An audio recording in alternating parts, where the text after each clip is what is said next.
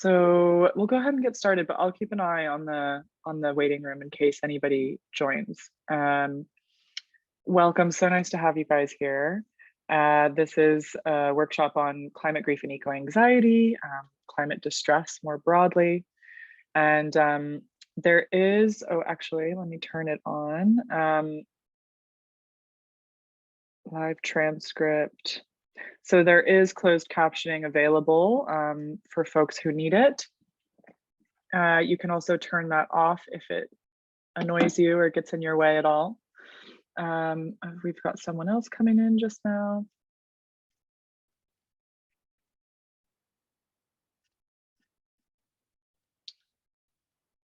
Hi, Dennis, welcome.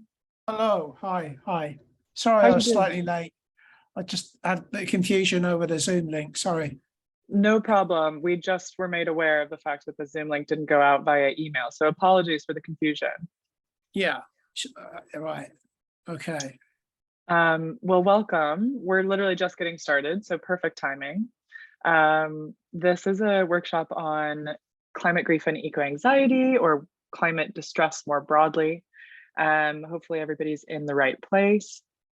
Like I said, there are closed captions available if that helps you. If not, you can go to the live transcript button on your Zoom toolbar and turn them off. If you wouldn't mind keeping yourself muted during the presentation, that would be amazing. Obviously, we're a small group and this is intended to be very interactive. So if at any point you have a question or a comment or a reflection, feel free to pop it in the chat or just throw up your hand on Zoom. You can find that in the toolbar as well. This is, intended to be a conversation. So we really welcome all of that interaction. Thank you so much. That's great. Thanks, Dennis. So we are recording. If you prefer not to be video recorded, feel free to turn off your camera. Yeah, no judgment there. And if that's all of our housekeeping things, am I missing anything, Megan? No. Okay. All right. No, I think that is everything. Megan's dealing with some tech difficulties, so she's like working between her phone and her computer as well. So, one of those days. Everything. Okay, so feel free to take notes as you guys wish. We will send out these slides and the video recording afterwards. So also feel free to just immerse yourself. Megan and I will be doing tech support, but it's just the two of us. And so be patient with us and just feel free to chat us if you need anything. We're going to endeavor to start and end right on time to really respect your time. I think that's it. If you guys would now want to just drop in the chat really quick, or actually, since we're a small group, maybe we can just do some introductions, round robin style. So if you want to put your video on for this, that would be great. We would love to see your faces, but whatever you feel most comfortable with. Hi, Zoe, nice to see you. I can go ahead and start. So my name is Dalen Culver. I'm one of the co-founders of BeDo. BeDo is an education initiative dedicated to the well-being of impact-driven professionals. So Megan and I both worked for a long time in the humanitarian sector. We met while I was doing my master's and she was doing her PhD, both in international development at the University of Edinburgh, and really connected over the fact that we felt that mental health supports and awareness were really lacking for folks working in these kinds of at-risk populations in volatile settings with really sensitive subject matter.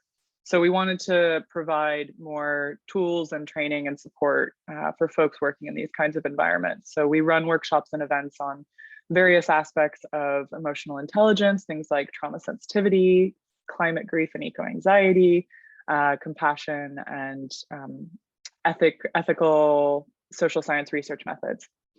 So my background's mostly in the arts, then my research focuses now in chronic malnutrition in rural Guatemala. So I lived in Guatemala for several years. I also worked as a domestic violence counselor in California, and now I run BeDo. So Megan, do you want to go next? Sure. Yes, so I am the other co-founder of BeDo.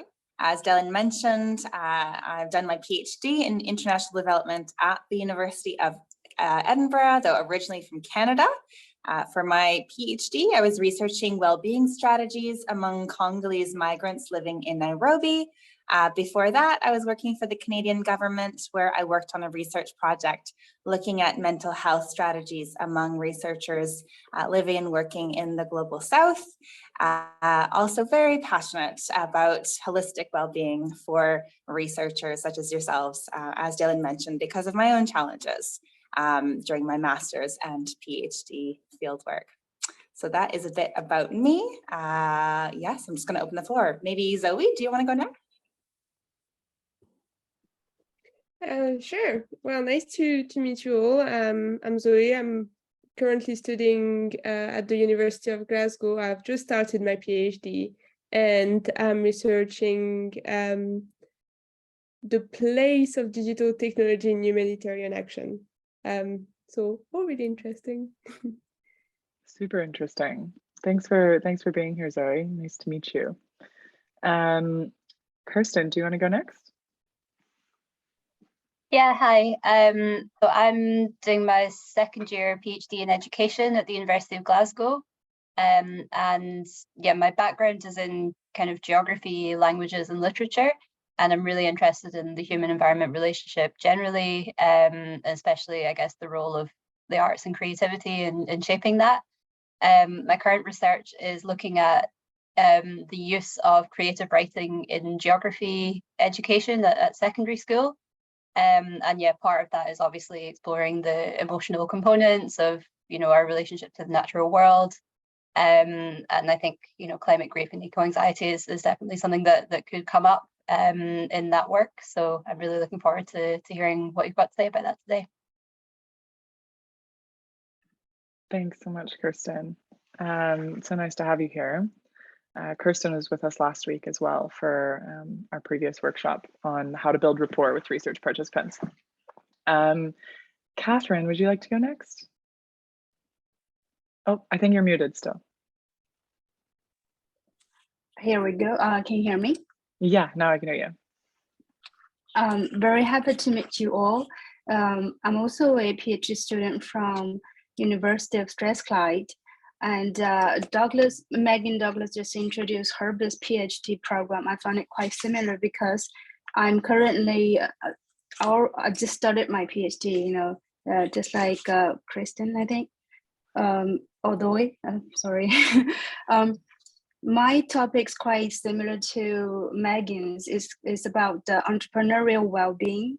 I'm studying the well-being of entrepreneurs who live abroad, mainly in China, the foreigners who start their own business in China, but they are doing businesses across borders. So they are kind of like migrants. So they are settled down somehow in China, but doing business. So my focus is on their well-being. So it's very relevant to the mental, psychological well-being. So I'm very looking forward to this topic today. Amazing. Thank you, Catherine. Really glad to have you here as well. Sam, you are next on my little grid. Do you want to go? Sure. Hi, I'm Sam. I'm from Nepal, and I'm currently pursuing a PhD in the University of Edinburgh. I just started my PhD last month. I'm a psychologist, and my PhD topic is on exploring the mental health effects of the climate crisis on young adults, like a comparative analysis on UK populations and India and Nepal populations. So I'm really looking forward to this workshop. Thank you, Sam. And Dennis, you're last. Oh, I think you're still muted. Nice to see your face, though. Okay, yeah. So thanks very much for the session. So I'm Dennis. I'm based in Edinburgh. I'm of Irish heritage. I'm completing a self-funded PhD, which I've been doing on a part-time basis. I work for the NHS, responsible for delivery of large hospital projects. And what's of particular interest to me is there's been some recent projects where which I would regard as what classified as socially valuable projects in that, for example, the creation of new hospitals, cancer hospitals, children's hospitals, or other socially valuable infrastructure like educational schools or other facilities that have attracted a lot of social media interaction from groups that are opposing the sustainable development proposals. And the fact that this anxiety and part of the by studying the social media groups, some of the identities that have been formed within the groups. It's a qualitative piece of research. I'm doing my PhD by publication, so I'm in the middle of finishing another paper which focuses especially on eco-anxiety and use of social media and how social media polarizes or can polarize these debates, almost paradoxically, because there's examples of projects which have laudable objectives, creating new facilities, new healthcare facilities on land that's owned by the NHS, yet there is opposition to the construction of these facilities by social media groups who have a different interpretation of what sustainability means.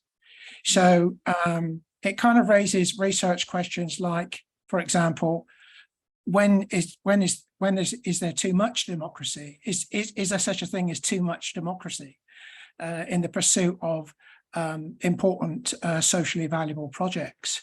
At what point does the overarching needs of a local population for example, in provision of modern cancer facilities to treat cancer patients become more important than perhaps the views of others that are opposing the development on their interpretation of sustainability grounds.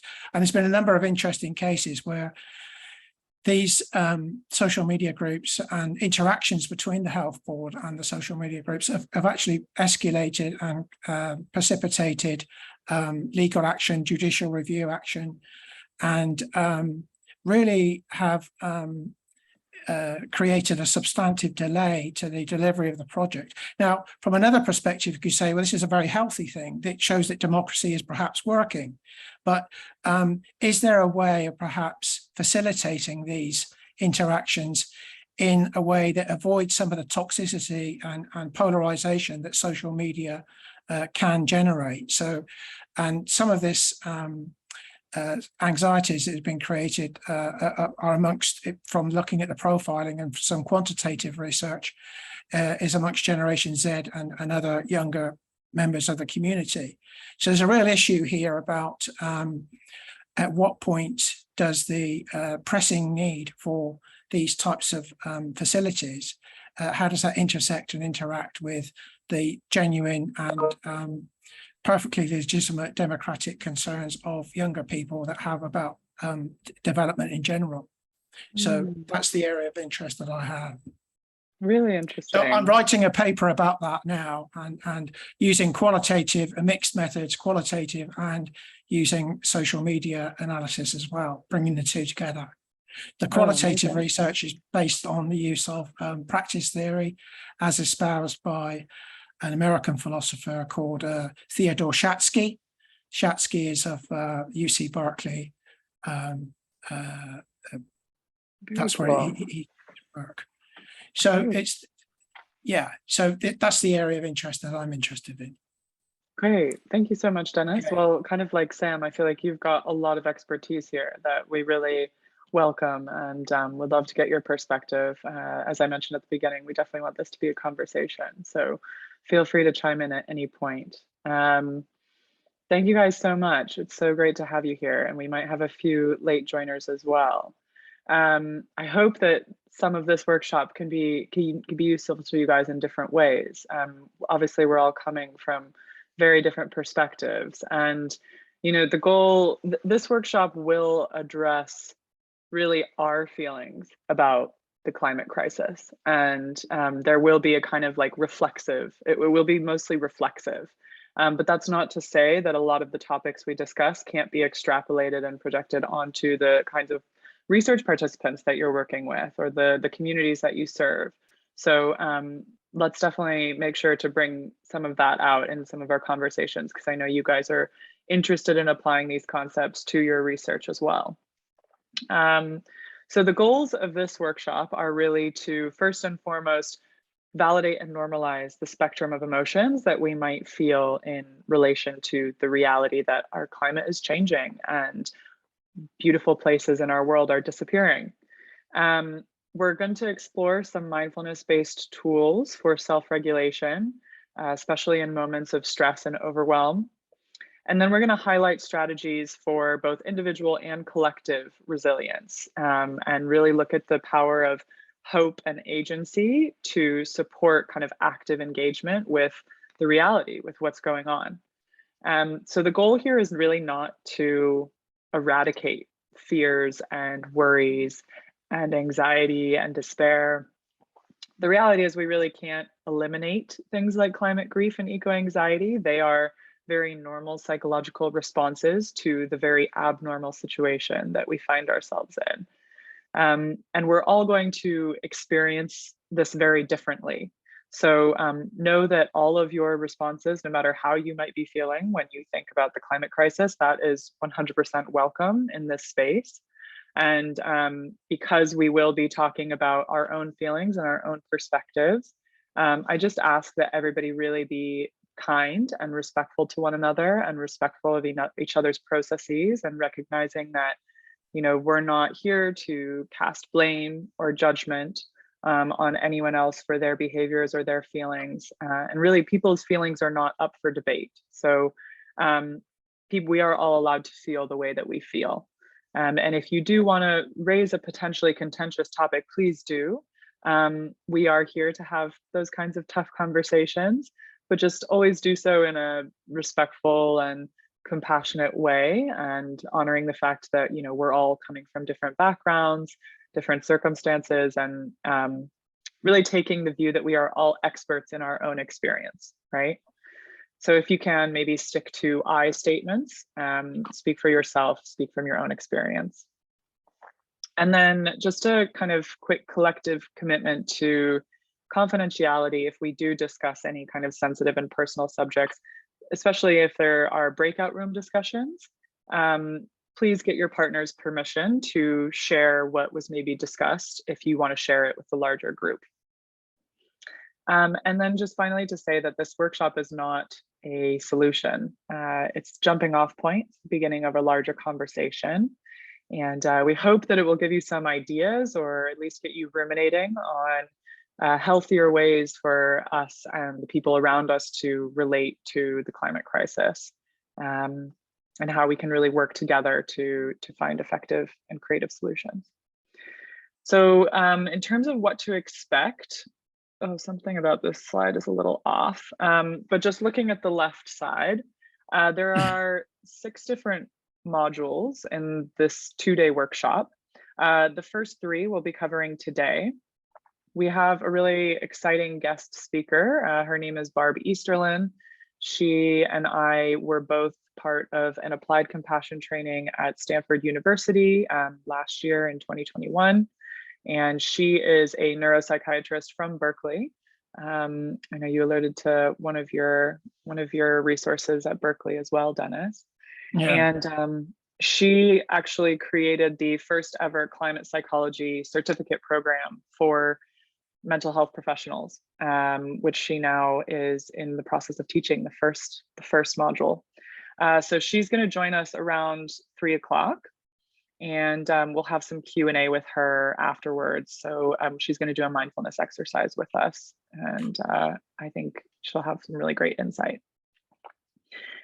Day 2 is going to be a little more practice focused. So today is a lot of, not a lot, there will be a lot of opportunities for interaction, but we'll be kind of covering general theory behind climate psychology. And then tomorrow we'll look at kind of strategies for mitigating negative mental health outcomes of climate related distress. So we've already done some introductions. So Megan, if it sounds good to you, I think maybe we just get started. Let's do it. Okay, so first and foremost, I wanna hear from you guys because climate distress, or the way that we feel about climate change, looks very different for everyone. So if you have your phone on you, you can scan this QR code, and we're gonna make a little word cloud. You'll have the opportunity to type in 3 things that you feel when you think about climate change. And let it be intuitive, whatever comes to your mind first. And if that QR code, if you have any issues with it, let me know. I can also drop a link in the chat.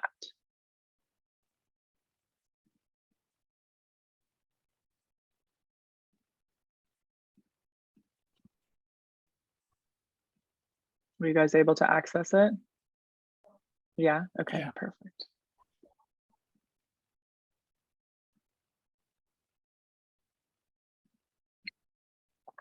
Hi, welcome Dave, by the way.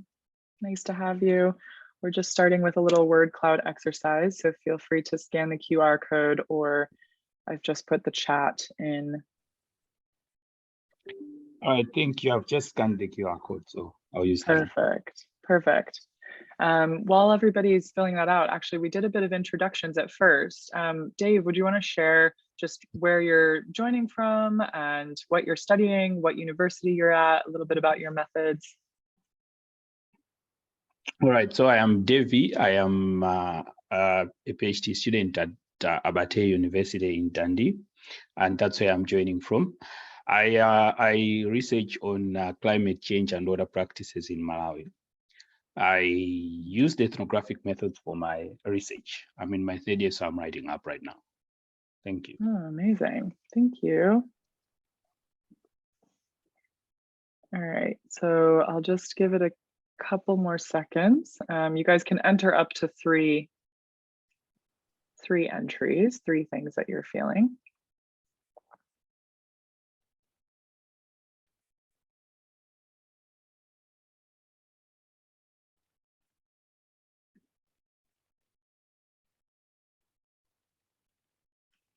Let's see if I can pull up the word cloud now.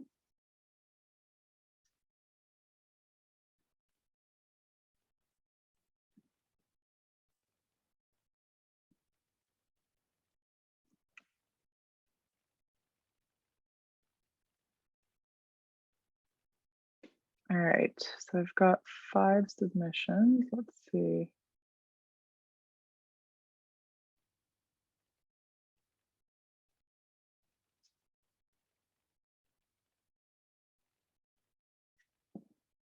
Okay, let me take this down and put up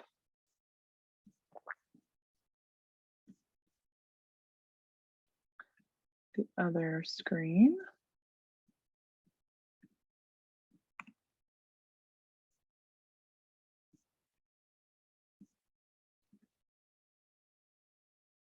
Let's see.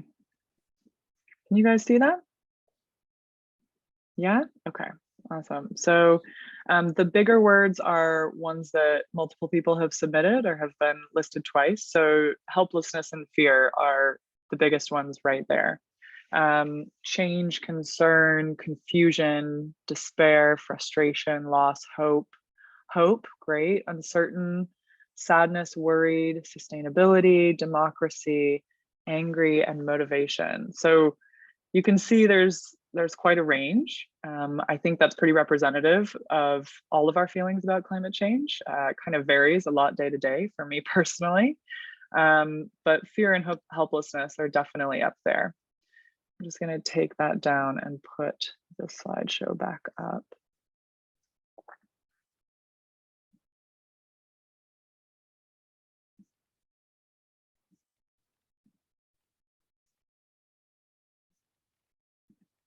Oh, sorry, my Zoom is acting up.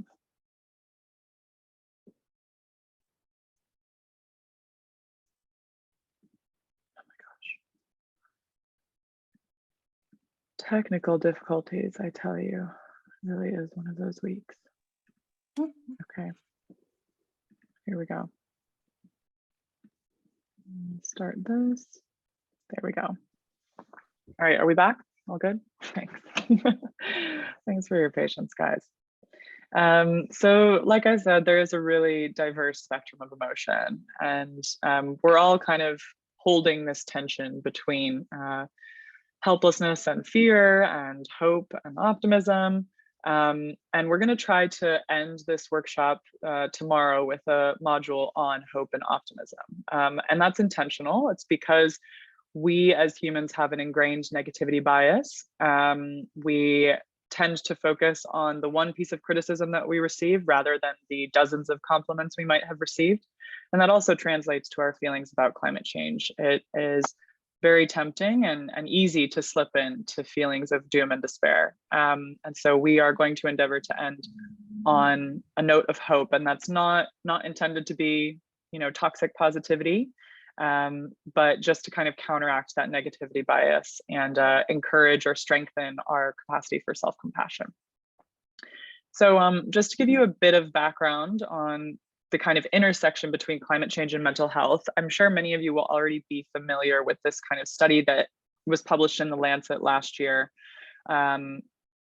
Confirms what many of us already know, which is that there is a lot of worry and concern about climate change, and that it is very much impacting public health and specifically the mental health of youth. That was the subject of this study. They found that approximately 60% of young people ages 16 to 25 were worried or extremely worried about climate change. 84% were at least moderately worried.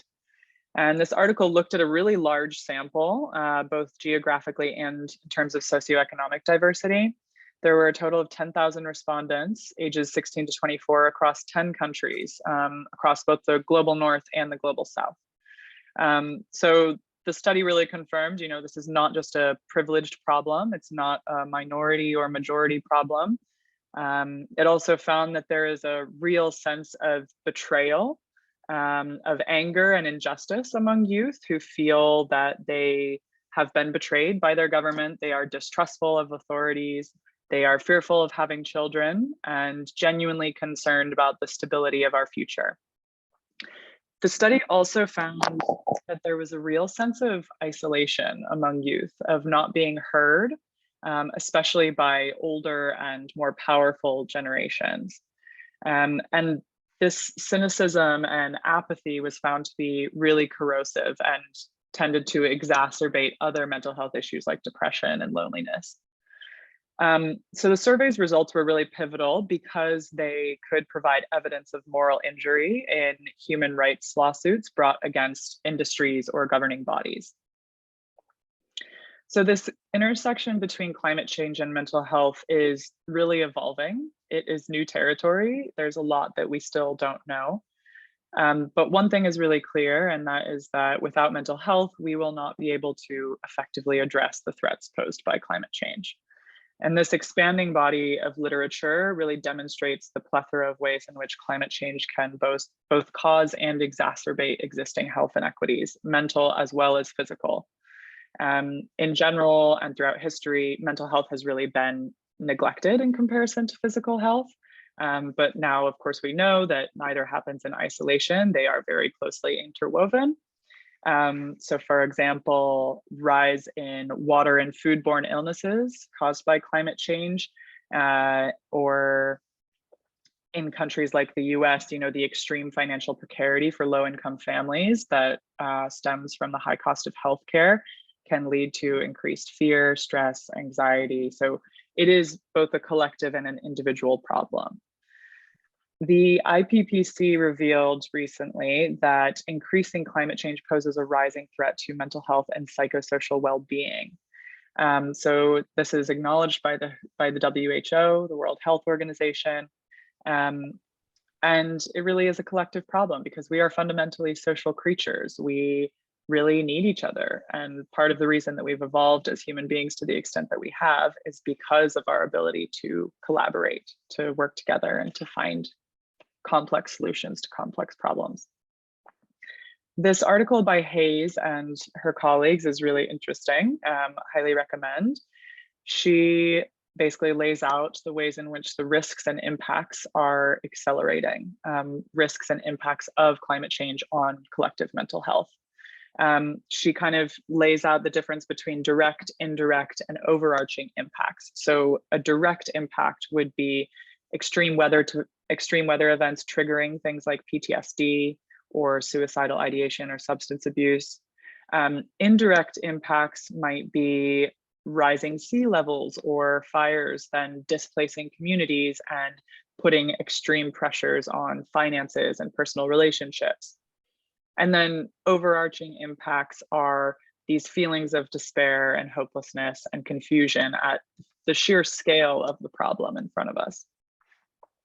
In the latter two cases, indirect and overarching impacts, we run into what Hayes calls problems of attribution, wherein it's really hard to prove this kind of causal linkage. It's hard to prove that climate change is what's causing these problems because they're complex problems and there are many contributing factors. So it's hard to measure. And finally, she finds that by pathologizing conditions like eco-anxiety or climate doom, we risk normalizing certain responses and neglecting others. So it could result in an under or over inflation of different mental health challenges and kind of like flattening of the spectrum that they exist on. So climate change poses a real risk to individual and collective mental health. And at the same time, this moment has the power to bring us together. Extreme weather events have proven to inspire greater connectedness, altruism, compassion. Destruction can bring about a greater sense of meaning and personal and collective growth as people work together to salvage and rebuild their communities. Ramsey and Manderson talk about the spiritual nature of post-traumatic growth and how it can increase a community's resilience. Hi, Segun. How are you? Yeah, I hope I'm saying your name right. Yeah, thank you. Welcome. Nice to have you. We're just in the middle of our first module. So we actually did a bit of introductions at first. Would you want to just tell us where you're joining from and what you're studying? Okay, I'm joining from Abati. I'm doing a research on environmental impact assessment. Amazing. Yeah. Thank you for being here. Lovely to have you. Yeah, thank you. So we were just saying how, you know, while climate change poses a great risk to mental health, it also inspires a lot of beautiful things that can happen in community when we come together. Edwards and Wiseman look at definitions and strategies for resilience in local communities affected by extreme weather events and what they can teach others about adaptation and preparedness. And I just bring this up because of what I mentioned earlier, that ingrained negativity bias. We deem information positive or negative because it helps our brain make sense of the world. It helps us organize it into convenient containers. It's a functional adaptation that we needed to protect ourselves from very credible threats back when we were having to protect ourselves from large predators like lions and tigers and bears. So, you know, if you were to, as a hunter-gatherer, find a poisonous mushroom and eat it and get horribly sick, you would remember that. Your negativity bias would kick in and you would be less likely to eat it next time.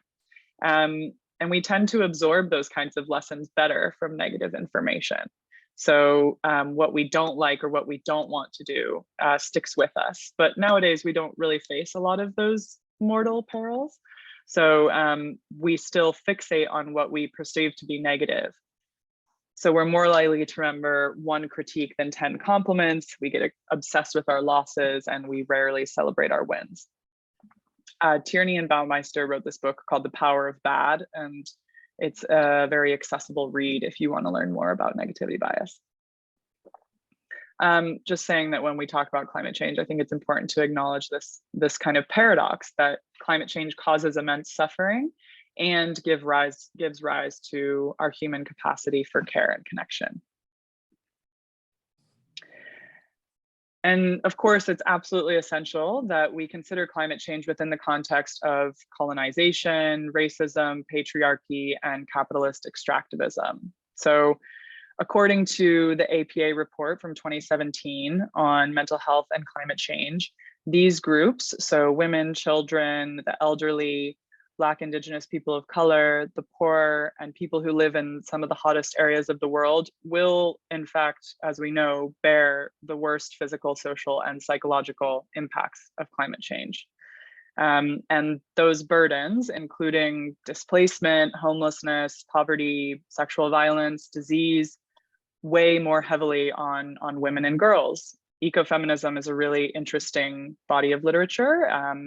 If you're interested in kind of the parallels between the exploitation of women and the exploitation of the earth, and I'm happy to recommend some resources on that. If you're interested, just ping me. But as discussed, we know that young people are also increasingly concerned, and parents aren't always capable of equipping them with tools to cope with that uncertainty. So the legacies of and the continuation of colonization and racism have left communities of color and Indigenous groups at further risk of climate-related mental health challenges. They are more likely to live in places that will experience extreme degradation. There are economic disadvantages, which mean they are less equipped to with resources to prevent or bounce back from such events. And histories of violence and displacement lead to deeper traumas around the kind of damage and the loss of one's homeland. And then, of course, to add insult to injury, these groups are often left out of conversations about what happens and what we do about it. Despite the fact that Indigenous peoples represent 5% of the world's population, they actually protect 80% of its biodiversity. So we really can't separate environmental and social justice. They are very much intertwined. We want this to be part of a larger conversation about how we treat the most vulnerable, and just encourage you to, throughout the presentation today, consider these issues not only from the lens of your own experience, but from that of those not present. I just also want to say that we should be wary of laying the blame on individuals at the expense of holding industry accountable, and keep in mind that the ability to engage with these issues is a matter of circumstance. So for many, these kinds of spaces for discourse are out of reach and not readily available.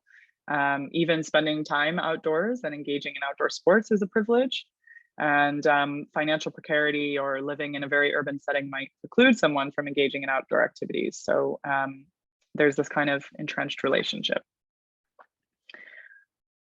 So why should we care as researchers? Even if you're studying social phenomena, most of you are here today because your research in some way intersects with environmental issues. But even if you're studying social phenomena, most of our research topics will come into contact with climate change related issues. And the strength of our emotion and our proximity to the issue increases our risk of mental health challenges. So reading these articles, having conversations with people who have themselves been profoundly and negatively impacted by climate change takes a real toll on us. So I studied small-scale agriculture and chronic malnutrition in Guatemala. That was my master's dissertation. And I spoke with a lot of Indigenous families about their home gardens and how proud they were when they were able to grow and produce their own food for their families. And conversely, the feelings of hopelessness and frustration and fear when their gardens were just devastated by heavy rainfall or mudslides. And it was really hard to hear those stories and feel so powerless. And studies show that we are less likely to take action when we feel powerless or overwhelmed or hopeless. So as researchers, we're taught that we have to separate ourselves from our work, that in order to be objective, we have to compartmentalize. But that line between work and life is really blurry for a lot of us. And compartmentalization is actually not an effective strategy long-term. It causes this kind of divorce between different parts of yourself and can be quite detrimental and lead to kind of a fragmentation of the psyche. Paul Hoggard and Rosemary Randall, this final citation, did a comparative study on the psychological impacts among climate scientists versus climate activists. of climate change, and found that overemphasis on the rational and analytical mind was really not serving scientists because they were fundamentally detached from their emotional needs. So activists, on the other hand, were more resilient and more emotionally literate because they were able to talk about their feelings and recognize the need for rest and recuperation and social care. As social scientists, we're navigating the kind of tricky territory between our rational and emotional brains. And we have to really insist on creating spaces for these kinds of conversations. The academia doesn't necessarily facilitate it. I think we also need to insist that research doesn't frame struggle as weakness, and instead seek to create supportive structures that we can all fall back on. So before we take a little break, I definitely want to hear from you guys. I'm curious, in your own studies or your own research, have you found supportive structures or spaces where you can share collectively and think through your own emotional response to climate change? Is that something you've encountered? Is it something that you've had to seek outside of academia? I'll just open the floor. And also, if you have any questions about the presentation thus far, also feel free to chime in.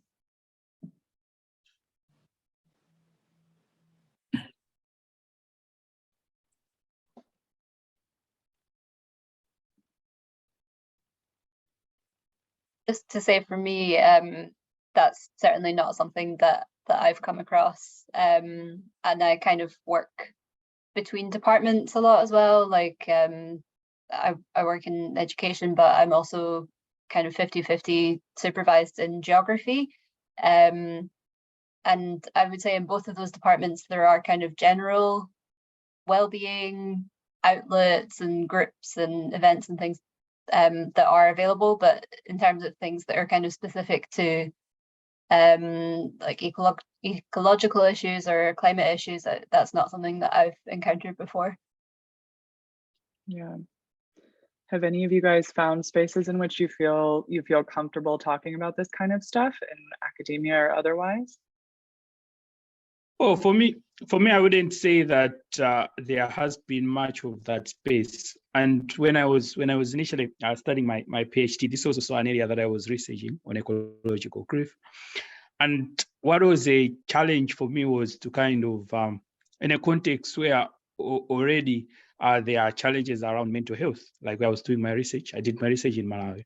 And then to talk about mental health as a response to climate change, it's difficult, and that's a challenge that I'm still navigating in my writing up of my research.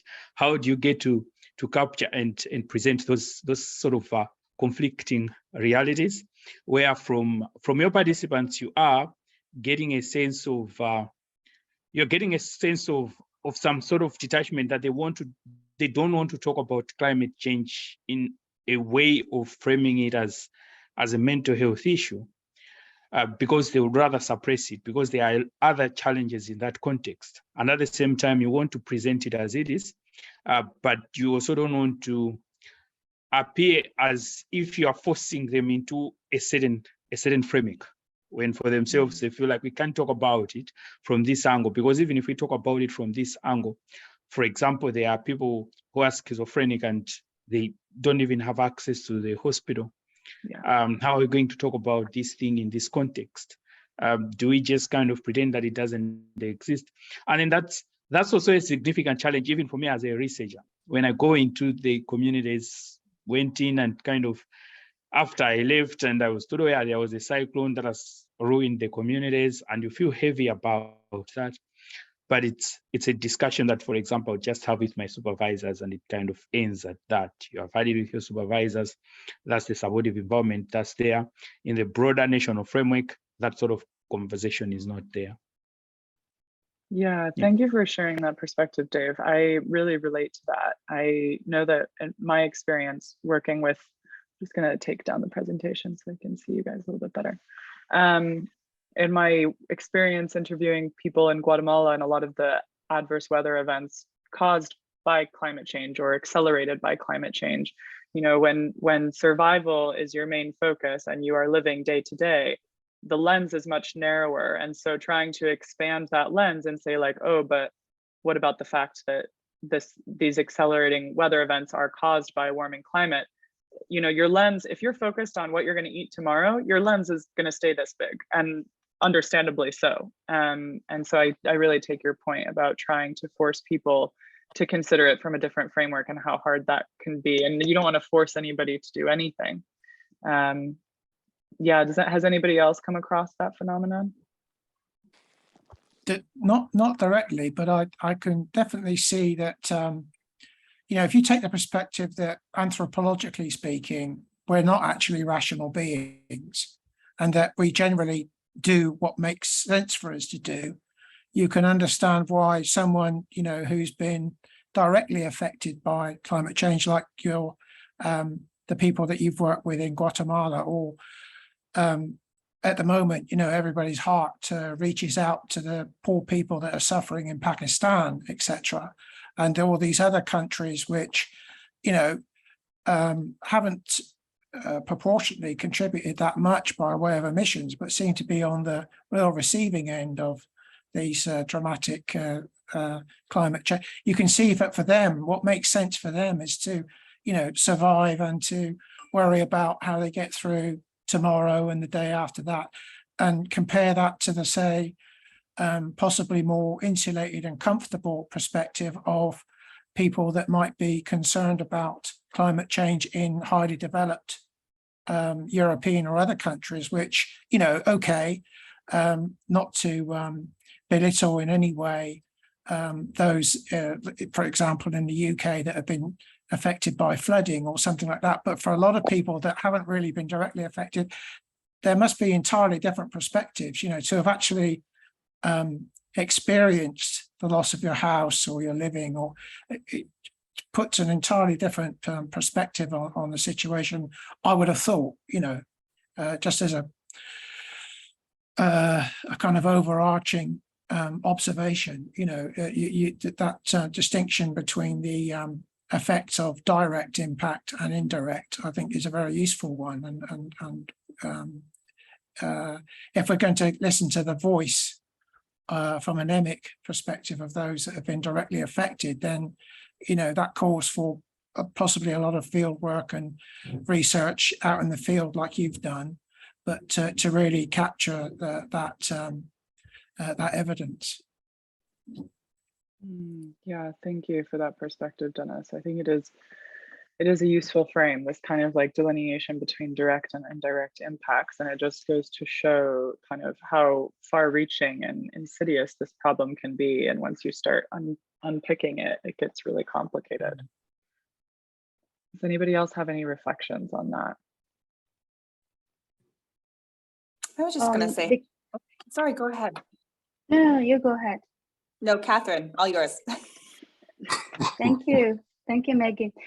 Because I studied business, although my topics about entrepreneurial well-being, I care a lot about sustainability, mentally, psychologically, also physically. Our environment is one of the elements, definitely. But I have to bring it back to the social science domain, because we are humans, we live in a community, and we are talking about mostly how much we impact the environment by human activities, you know, let alone, I'm not going to talk about the kind of a tension between countries, you know, the energy crisis, and I think it's kind of directly linked to the climate change, because how we're going to consume energy, the gasoline, everything is related to the climate change, you know. But all the decision we made as a human, as a human being, not a specific countries, but as a human being, as a collective beings, we make decisions based on our moods, right? Our economy, our confidence, how we're gonna live our life, you know, how gonna support my family with more heating this winter. So when you consider that, it's kind of contradictory. How can I contribute to climate change at the same time, make sure my whole family can live this winter comfortably, you know, not, you know, freezing to death in the living room? So I think we have to bring them to the social science in a way to have a sensible or a discussion conversation to solve the problem. Catherine, can I ask, what do you mean by bring them to the social sciences? Can you elaborate on that a little more? Yes, I will say that because environmentally, I don't really study geography and I don't know much knowledge about that domain, but by social science, I mean, how do we talk to people in business? You know, how do we bring sustainability into very specific, like in business, probably to me, one business idea is how can you combine sustainability into a creative idea, make it commercialized. At the same time, we can contribute to the environment somehow. So it's kind of like a win-win solution because we need business, we need economy to keep running, and we need to make sure we have a relatively comfortable life. So maybe because I'm mainly from a business perspective, and I will always bring this topic back to business. And I do believe that a lot of conflicts is because, you know, we all see human beings are kind of greedy. They want more development at the cost of the environment. It's kind of a good angle to think about from our own, our own sustainability. If you want to take care of yourself mentally, physically, you have to take care of the environment. It's not isolated topic. Thank you for that. I would maybe like challenge a little bit the idea that we're inherently greedy, but I think that is a really interesting conversation that we could definitely get into another time. But I really appreciate that perspective, and I agree. I think we need to open up this conversation and get everybody to see things from a more nuanced perspective. Megan, did you want to add something before we go on a little break? Sure. Yeah, I mean, I think on the issue of greed, I think we certainly operate within systems that are perhaps inherently greedy. But my point, I think, was bolstered by Catherine's point, was just that so oftentimes these conversations are very siloed. So I'm just really appreciating the sort of interdisciplinarity of this discussion and how we're having sort of lenses from business and social science and anthropology and beyond. It's quite nice. I've been to so many conferences on mental health and conferences on climate change and many other topics, but so rarely do they seem to build those bridges and bonds between them. And I think that's kind of, you know, it's within that we can tackle these things. So yeah, really appreciating all the different inputs. Yeah, Dennis, I see you've got your hand up. One more comment before we go on break. Yeah, just before we go for break, I mean, just another couple of thoughts that spring to mind. What one is to do, you know, you mentioned what I thought was an excellent presentation. Thank you for those insights, by the way. But this question of anxiety, you know, my research, the theories I'm using stems from a kind of Heideggerian, Wittgensteinian perspective.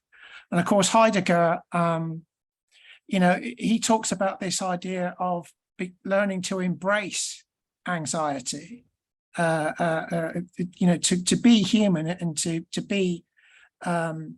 reach some kind of authenticity. You have to learn whether, you know, it's something that needs to be recognized, that anxiety is going to be a part of the everyday world that we live in, and you can, you know, let it subsume you, or you can learn to embrace it. And that's very easy for me to say as a sort of comfortable person living in his nice smug flat in Edinburgh.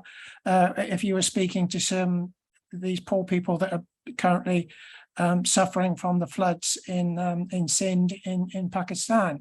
But I would imagine that their innate resistance anyway, you know, that those people that they confront anxiety on a much more frequent day-to-day basis. You drew the interesting the psychological response from way back when we were all running around hunting for our food, etc., and knowing the difference between a saber-toothed tiger and a butterfly, you know. But for those people that are living in these less developed countries and are really being subjected to these extreme weather events, I think that we've got lots of lessons to learn from their resilience, and there is something about being able to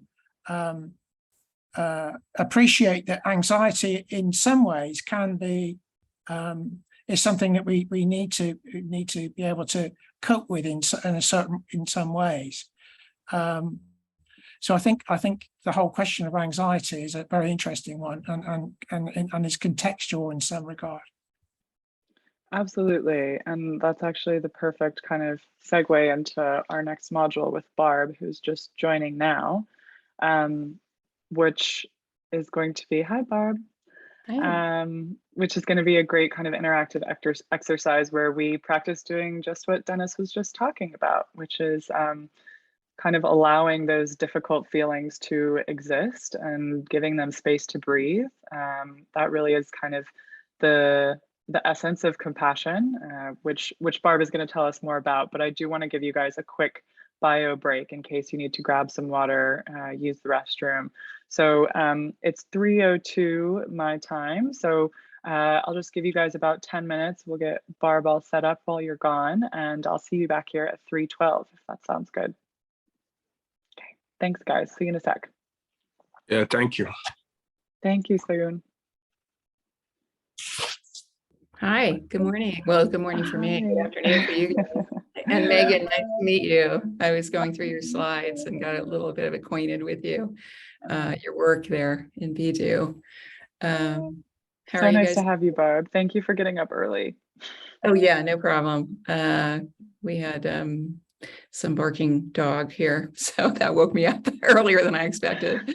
It's fall here in Jackson Hole, and so the migrations are starting, and so there's a lot of wildlife around. But let's see, I wanted to just do it. I didn't set up my Zoom screen. I just went, did you enable me as host? I will do that right now. Great. Do you have some slides that you want to share? Yeah, I do. I've got, like 6 or 7 slides, and then we'll go into the exercise. So let me just see if I can pull them up.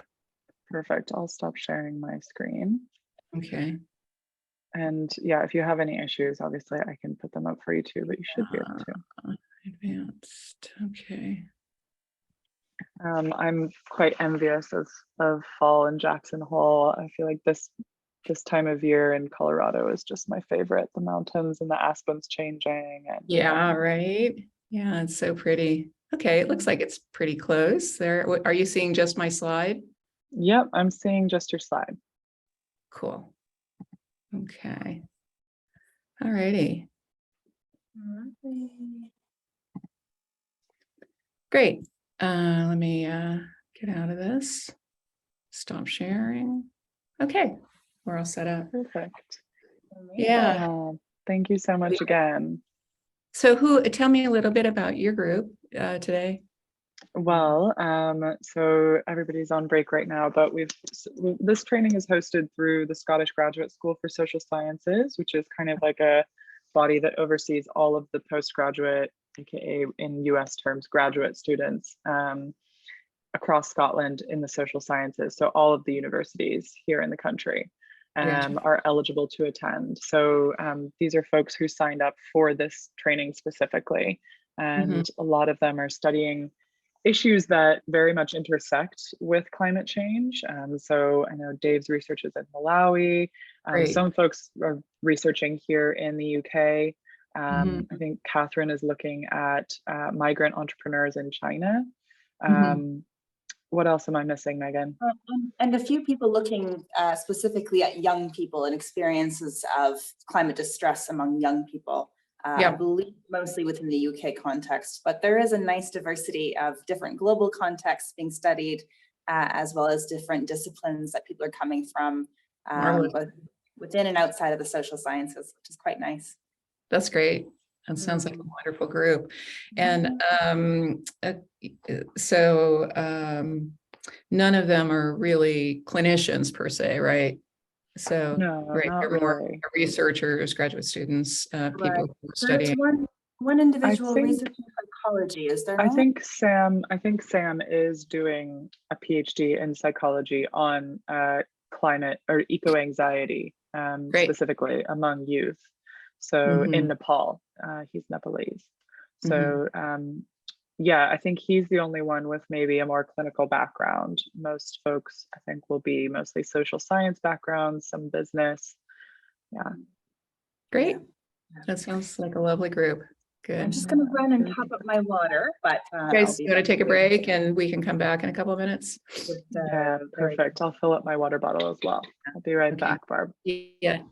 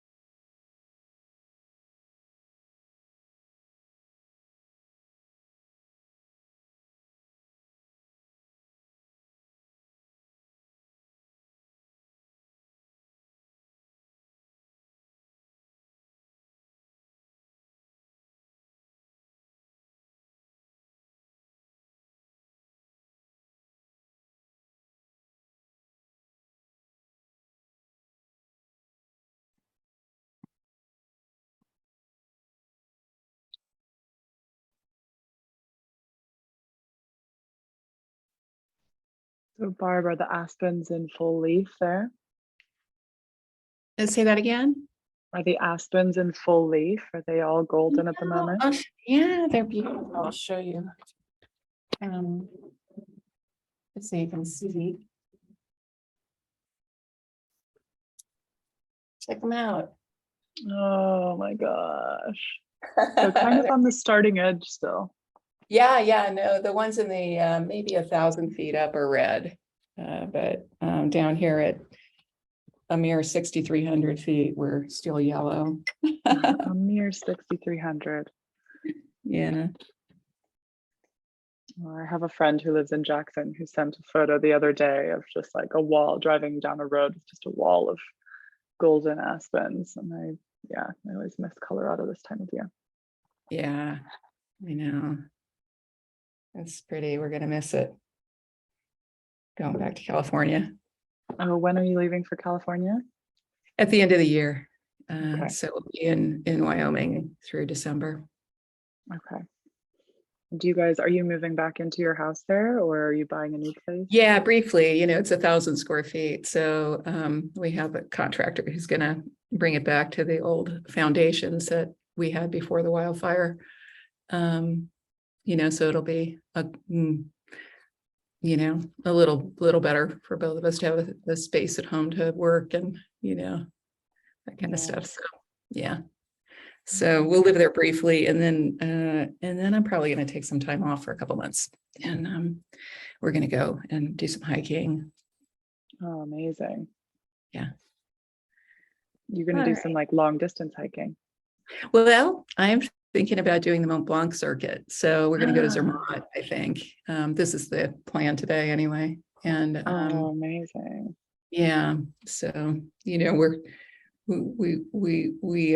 we definitely ration our air travel, and it usually involves going someplace where there's some magnificent hiking. So Dan wants to do the snowman trek in Bhutan next year. So those are our two goals. Ooh, those both sound like great options. Yeah. Yeah. Well, it's 3:12 now, so welcome back, guys, if you're not back already. I've got a friend here who's very wiggly. This is Leo. Can keep me company for a while. Zoe. Do you like dachshunds, Zoe? Yeah, Yes, he's very cute. I really miss animal affection living away from home. So every time I see a dog or a cat, I just get my dose of dopamine for like a week. So it's great. You need it. Pets are important. If you've grown up with them, I think you know how much they can lift your mood. Yeah. Kirsten just putting her camera off while she eats a very messy snack. Fair enough. Take care of yourself. Dennis, I see, also shared a resource on the effort paradox that might be interesting to some people. So feel free to check that out. And Barb, I'll just hand it over to you to kind of kick us off. All right. Well, I guess I'll just say who I am. So I'm a guest here today. Thank you for having me. And thanks, Dalen and Megan, for putting this class together. This is so needed. And I see that we have they told me a little bit about you guys as an audience of graduate students and researchers, and maybe one clinician in the midst, mental health clinician. So I would say I'm a climate psychologist. I teach mostly mental health clinicians skills on managing climate anxiety in their consultation rooms, both in themselves, which is the most important part about teaching clinicians, and in their client or patient population. And so I was a professor, assistant clinical professor for many years at UC Berkeley and UCSF in the Bay Area. And I also have a master's degree, research degree in environmental psychology. And my interest there was way back before probably most of you were born, studying the impact of the natural environment on mental health and stress. So I've also been interested in contemplative practices for a long time, and did my doctoral dissertation on Buddhist Vipassana meditators and their response to stress as well. So mental health and how to manage it have been the key focus for me for most of my career. How to manage stress and anxiety and mood disorders. So I'm happy to be here with you today, and I'm going to do a little presentation for you, kind of just take you out of the academic realm a bit, let you guys just be the passenger in this car I'm going to drive. You don't have to do anything but listen and be with yourselves, so you can kind of fall back a little bit into your bodies and into your psyches and spirit while I lead you through an exercise. I'm going to explain it first. So I'm going to pull up my PowerPoint and just explain what we're going to be doing. It's adapted from a program that Dalen and I were in last year. It was a year-long compassion training program and at Stanford University. And that's where she and I met and became friends. So we were in a small group together and hit it off. So I'm going to share my screen now. All right, so there's a quote on this slide, and I'm gonna just move something around here so that I can see my screen better. Put you guys on the bottom here. Yeah, there we go.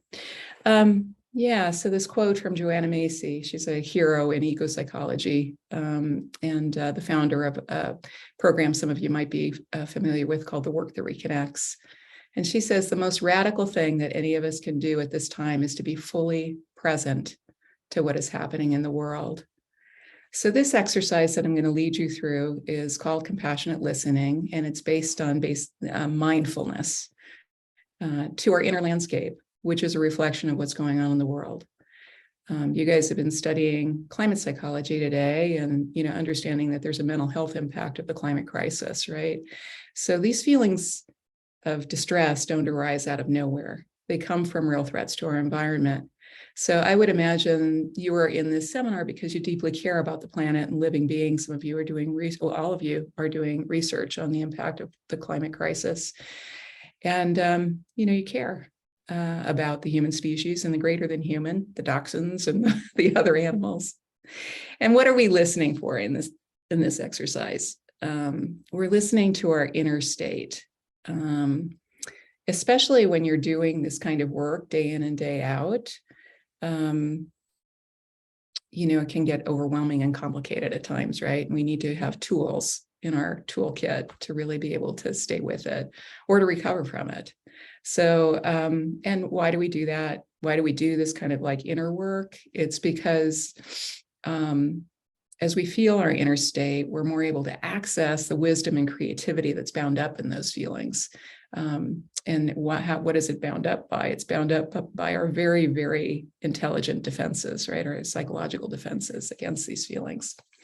So it takes a little bit of work to kind of move the defenses a little bit to the side. And so that's what this exercise helps us do. But I want to say it's really natural to feel numb and disconnected.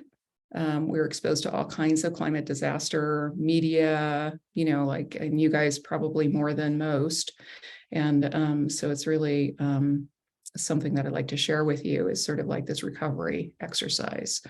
When we feel these kinds of feelings about the environment, about what's going on, whether it's anger, fear, resentment, guilt, we can get a sense if we stay with them of what lies beneath. So that's what we really want to do, is to free up what lies beneath. So, with anger and resentment, it might be protectiveness. With fear and grief, it kind of leads back to our love, for this beautiful place that we can be in, right? So, and building our capacity to feel is actually a big part of how we survive as a species. If we're disconnected from our feelings, we can't adapt and respond to the stressors that are causing it. So feeling our feelings, as antithetical as it kind of seems to kind of go into something that's distressing, actually recharges us and helps us avoid burnout, which is a risk in the work that we do. And we want to stay with it, right? So this helps us. It helps me for sure. And there's been, some good clinical evidence over the years that not just with climate distress, but this orientation towards opening to containing and being with feelings actually does help people recover from all kinds of disorders, anxiety and mood disorders in particular. Okay, so yeah, so let's see. So we're going to experiment with this and apply self-compassion to some small area this morning of climate distress. So I want you to keep that in mind as I'm going through this slide. Okay, some small area. Okay, so what we want to do is to kind of just use this as an experiment and not to do something that feels too big, because oftentimes these feelings that we have for what's going on with the ecological state of the world can be complicated and overwhelming. So just, kind of note that this is for, maybe a 3 or 4 on a scale of 10, 10 being like extreme terror, right? Or maybe even a 2, right? That's where we want to keep this. All right, so okay, so this is a feeling, this practice will help us cultivate an ongoing attitude of leaning into our feelings. So like whether it's fear or anger or sadness, or even more complicated feelings like guilt or shame or rage, which are, bound feelings that have several feelings oftentimes in them. We want to strengthen our ability to be with our experience directly versus what we normally do, which is normal, by the way, is, to kind of like analyze them, interpret them, push them off to the side, maybe rationalize them, try to get rid of our experience. I do this, we all do this, right? So that's what the brain does. But because of the way that the brain is wired, most human beings move away from all these direct experiences of feelings quickly, especially if it's perceived as uncomfortable. But there's a cost in that, right? There's a cost, and the cost is like there's a layering of that of feeling that ends up feeling in the end like fatigue or burnout. So it's important to remember that compassion arises as a response to suffering, and therefore our practice of compassionate listening is a pathway towards meeting our experience, like meeting it directly, which automatically engenders a compassionate response. So if we meet it, we just see it, say hello to it, usually we feel soft towards it. And anyway, that's what we're going to try to do today. Open up the areas of love and acceptance and new ways of, thinking about these things internally that bother us. Yeah, I'm not going to say too much about qualities of compassionate listening, apart from, what I'd like you to do is sort of bring presence to it as much as you can. So that means like staying with and tracking our bare experience without adding to it or subtracting anything from it, just mirroring it. Curiosity is really key. It's just bringing an open and even an innocent kind of mind of inquiry to our experience that can give us an ability to just be with it. So just curiosity. Intimacy. So intimacy is sort of like, I always think about this like when I'm in a reactive state, just sort of like coming into contact with it, and almost like you would do a slow dance with your beloved, sort of like come into it, kind of get the steps together, be kind in that, right? That's sort of like being intimate with it. Humility, just basic approaching our experience as a journey or just of discovery, like bring beginner's mind to it.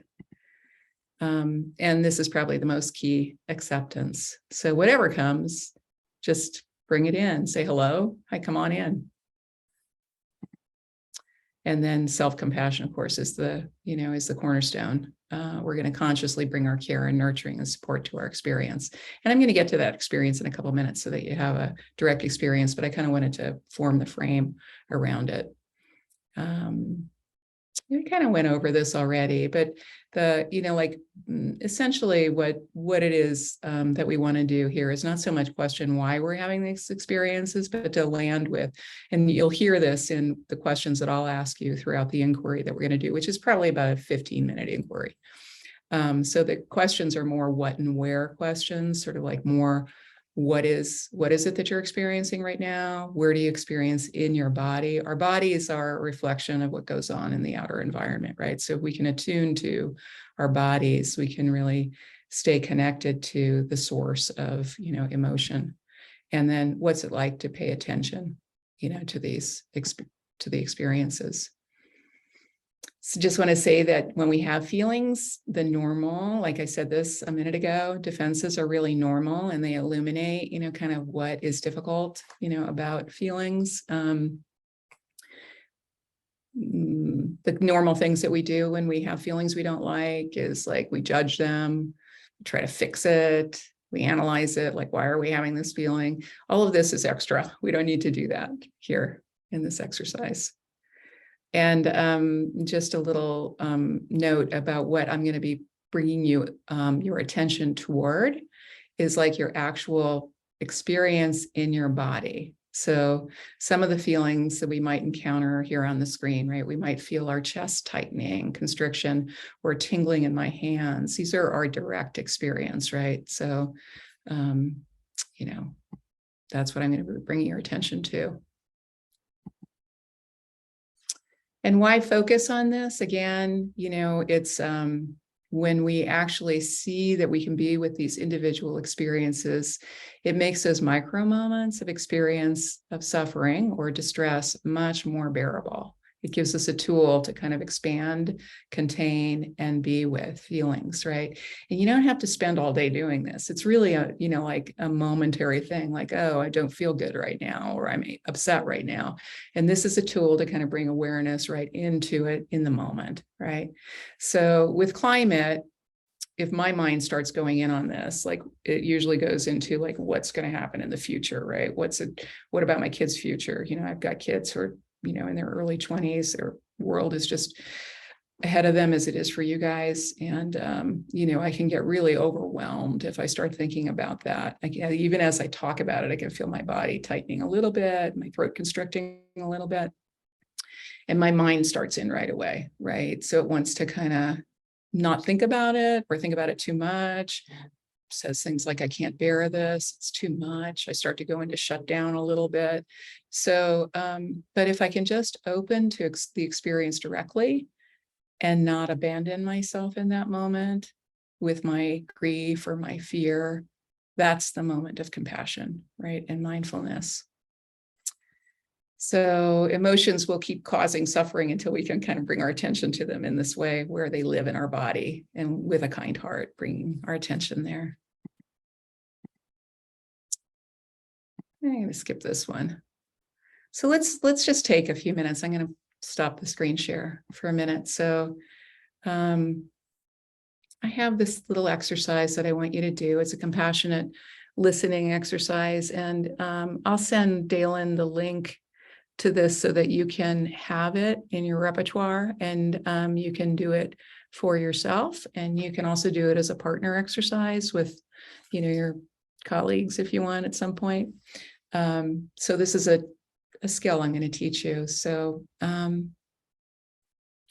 everybody, you can turn off your screens for this for the next 10-15 minutes if you like, but it's going to be a meditative inner exercise.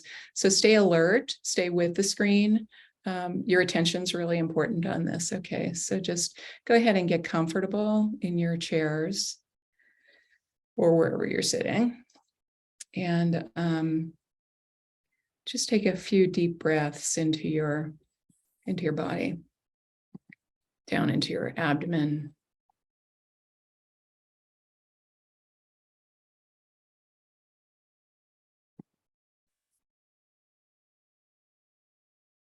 Just a few more cycles of breathing. You guys have been thinking a lot, doing a lot, talking a lot, listening a lot. And now, as I said before, it's just your turn to relax.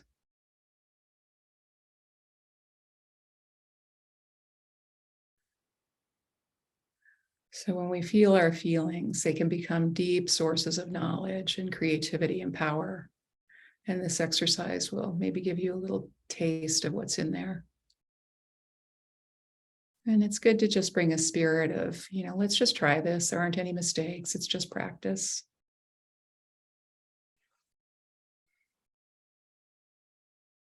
Okay, so now I'd like you to bring to mind where you mostly are on the continuum of feelings and even defenses when you think about the climate crisis. This is your own unique experience, nothing to judge.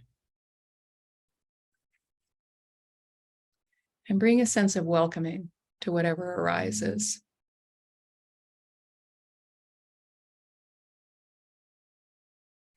And remember those qualities of just paying attention, becoming intimate with the feeling, and bringing your attention to what's actually happening in your body right now. And if thoughts arise, just see them as thoughts.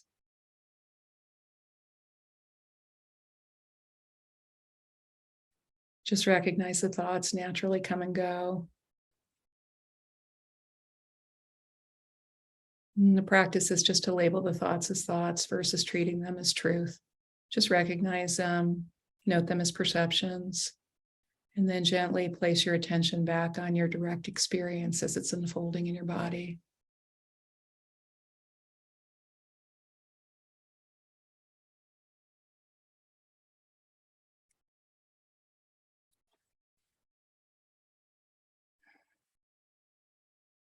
So I'm going to ask a couple of questions. This is the inquiry part of this, just inquiring. And you can bring these questions into your inner experience. So what is the actual felt experience of whatever I'm feeling with regard to the climate crisis? And try to sort of narrow it down to one or two feelings at the most, because a lot of the times when we think about what's going on with the environment, we have really complicated feelings about it, and it's not unusual to have even conflicting feelings about it. See if you can rest down even deeper into your experience and see if you can kind of let one or two feelings emerge that you'd like to work with for this experience, and the others can be worked with at another time.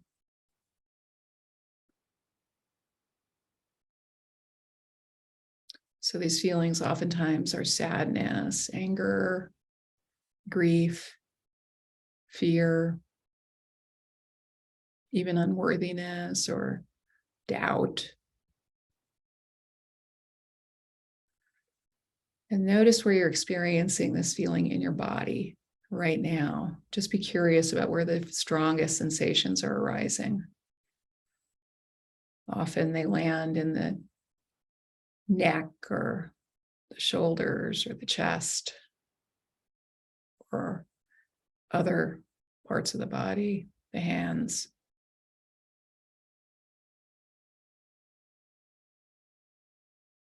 Just be curious about where the strongest sensations are arising.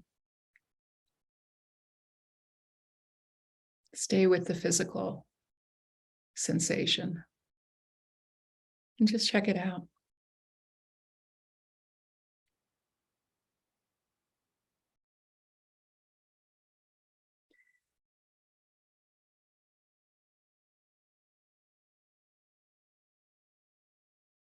And just notice what it's like to turn your attention in this way towards your experience, and see if you can kind of let the judgment or other feelings of resistance sort of fall away, just going back into your body.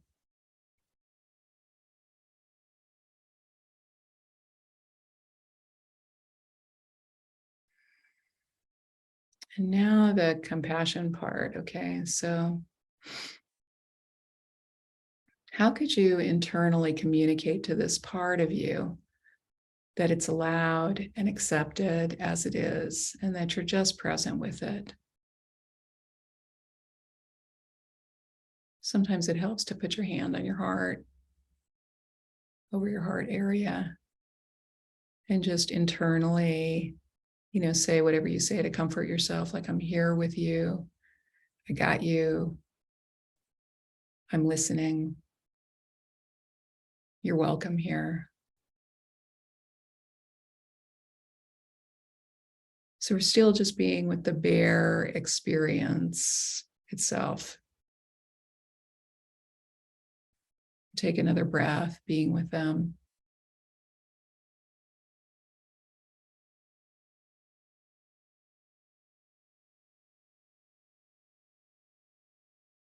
And if you're in contact with these feelings, kind of these smaller feelings of what's going on with your work in the climate world, or with the people you come in contact with, or just the devastating kind of feeling of what's going on, or the uncertainty of the future, thank these feelings for coming forward. They're full of rich information. And ask if there's anything they need or want. So just checking in with this feeling in your body. Is there anything you need right now?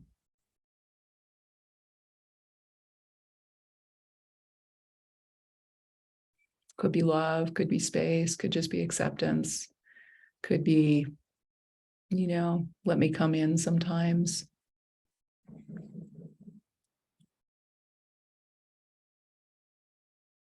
So just note that.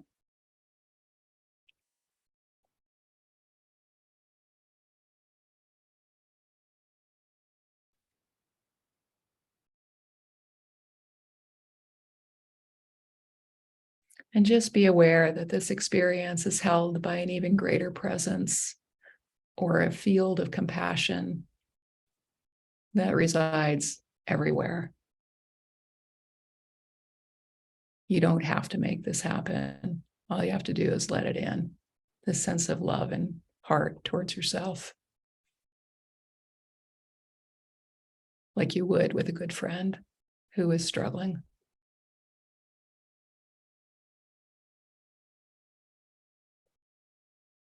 And just taking a deeper breath, just allowing the feelings now to kind of fade a little bit, come back into the presence of your chair, the room. And before you open your eyes, just kind of rest in this larger presence of this group and the presence of compassion for a minute.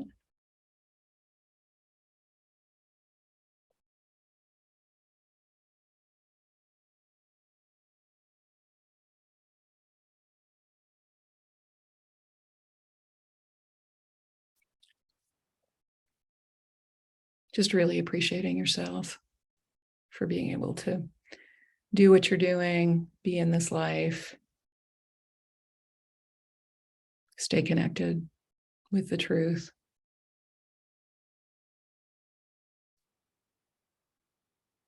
And then when you're ready, you can come back into the Zoom room and turn on your screens again. And we'll have a little discussion about what that was like. I'm not sure, maybe some of you have done something like this before. I'm curious, kind of as you're breathing into your body still, like what was that like? Were you able to connect with a feeling or a set of feelings, or was it complicated, or, anything that happened is fine. I'm just really curious about it. Like, what was that like for you guys?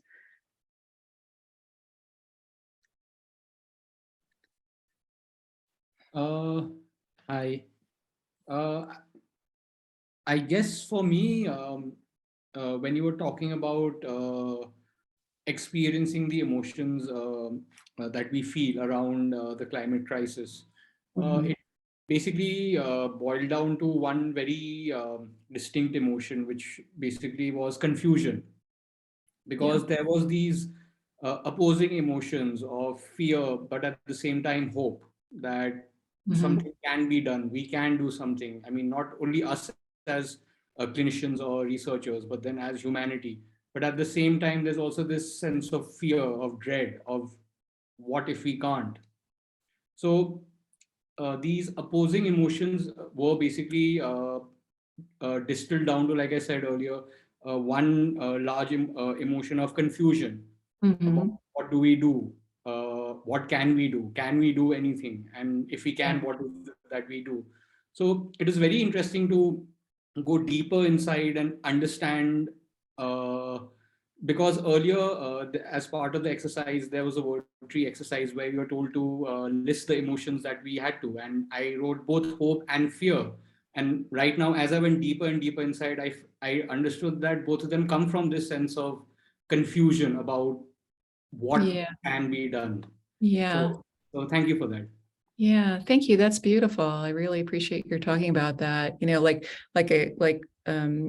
think many of us feel these compounded emotions, right? And oftentimes that they're at opposite ends of the spectrum. And so the confusion is sort of a blended emotion, right? And the fact that you could even articulate that is really good, And how was it for you? Did you feel it in your body, or was it more a conceptual sort of experience? It was actually a mixture of both, actually. It started off as a conceptual thing, and in my awareness, I mean, I could feel like I was fidgeting my fingers like this while my hands were down. I mean, So a little agitation. Yeah. Yes. Full disclosure, actually, I am a yogic practitioner. Okay, so you're in your body. Yeah, exactly. So I do my yogic practice every morning, and within my shavasana, I try to incorporate a little bit of a kind of a meditational practice about what's happening right now, what did my practice bring in me, both mentally and physically. So this whole sense of like a bodily awareness is something that I'm very, very, I guess, attuned to. So I Yes. can feel that That's sense great. of a fidgety kind of thing in my fingers when I was trying to dig deeper and understand. Yeah, that gives you a total leg up when because you've been with suffering in your body in a physical way in many ways. It's also pleasant feelings in a very attentive and alert way from your yogic practice. So thank you for that. How about a couple more shares? How is that for people? I just wanted to say really quick, welcome, Grace. We just finished doing a mindfulness exercise, so we're just kind of doing a bit of a debrief.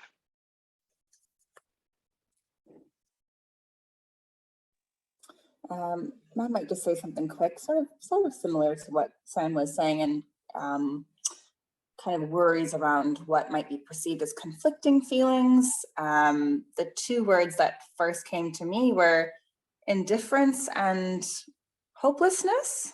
And so I think I immediately started to try and kind of challenge those two words and thinking, well, it's not possible to have both simultaneously, because if I'm indifferent, then I wouldn't be concerned about lacking hope.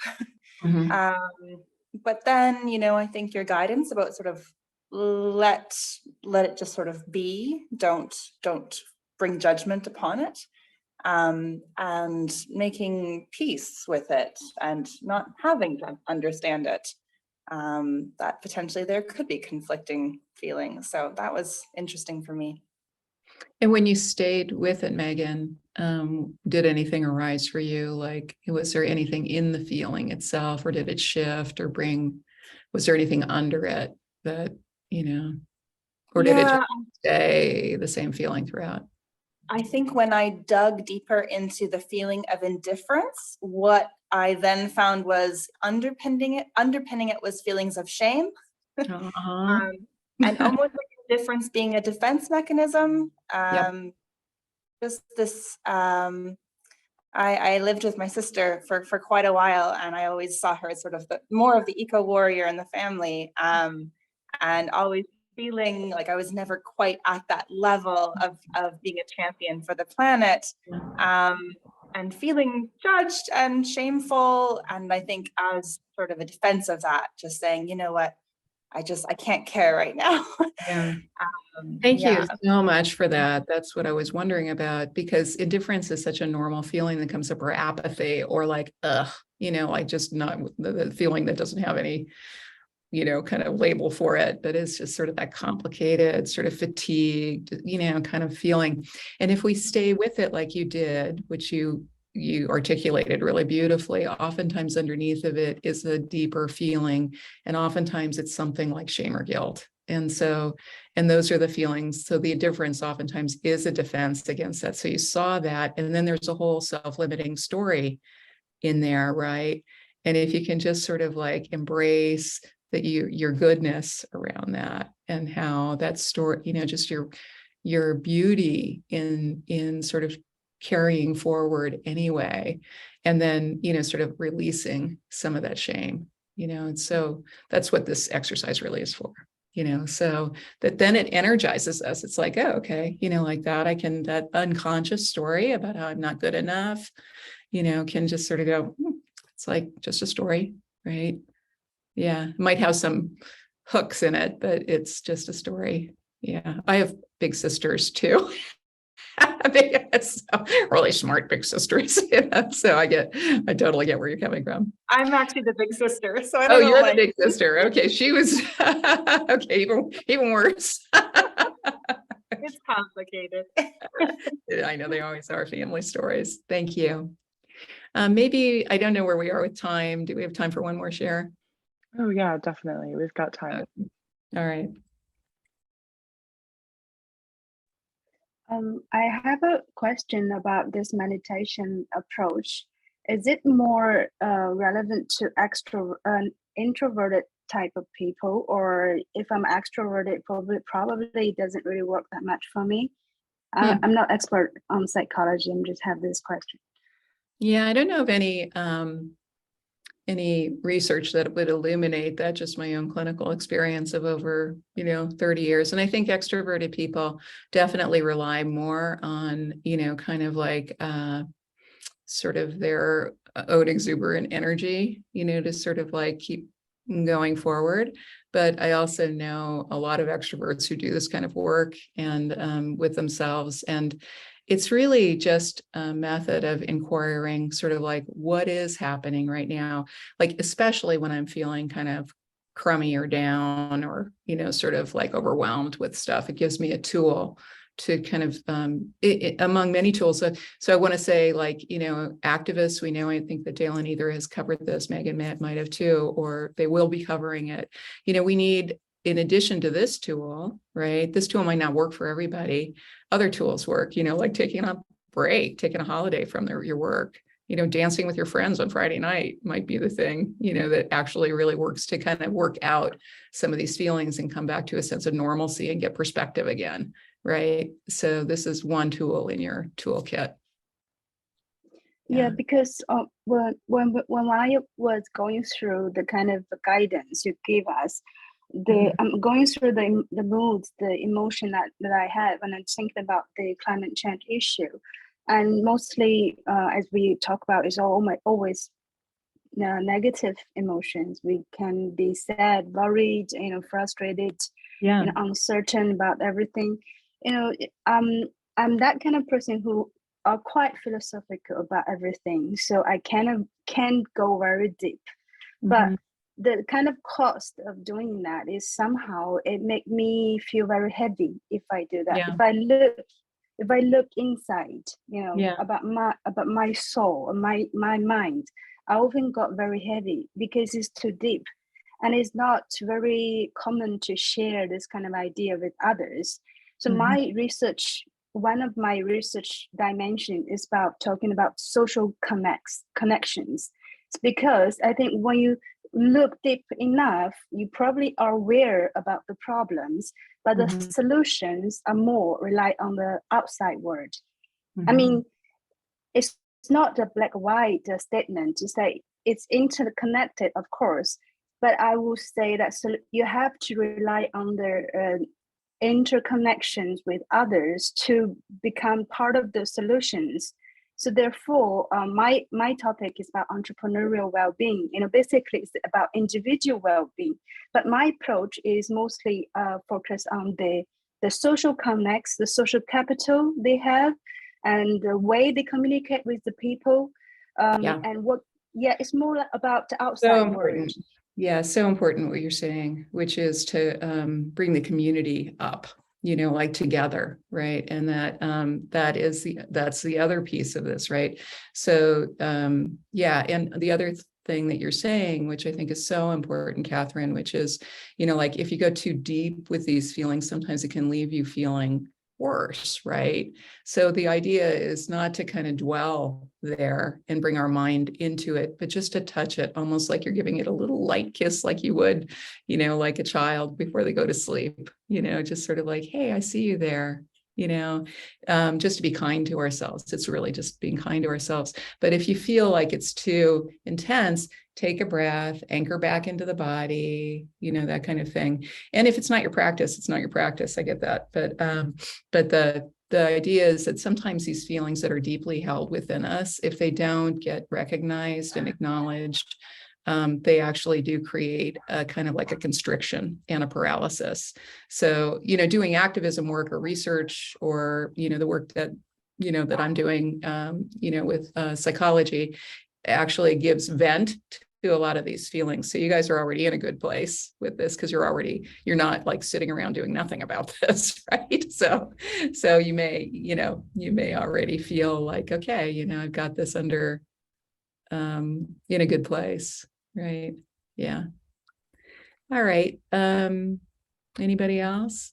Thank you. I was just gonna reflect on that too, Barb. I feel like for me, there's a difference between in terms of like going deep in, there's a difference between going deep into the physical feeling and the mental narrative associated with it. So if I go deep into the mental narrative, then yeah, I end up feeling worse afterwards because that's like this mental spiral. Whereas like, yeah, that gentle kiss of like, for me, what came up was doubt and guilt. So doubt that we're going to be able to do anything about this, and guilt that I'm not doing more. Yeah, that's so common with people who are working in the sphere. Yeah. Yeah, and I'm in the process of moving at the moment too. So like every time I think about all of the plastic that all of my and boxes and things that all of my stuff is wrapped in, it's like a tiny little knife in my stomach. Like and all of the waste that's produced by people moving all the time. The complicity. Yeah, exactly. But when I felt that little kind of knife in my stomach, rather than going down the rabbit hole of like, oh my gosh, I can't believe that I'm using all of these boxes and what's wrong with me? Who do I think I am teaching this workshop when I yada. You know, that I was trying not to go deep into that because I felt like that was unproductive.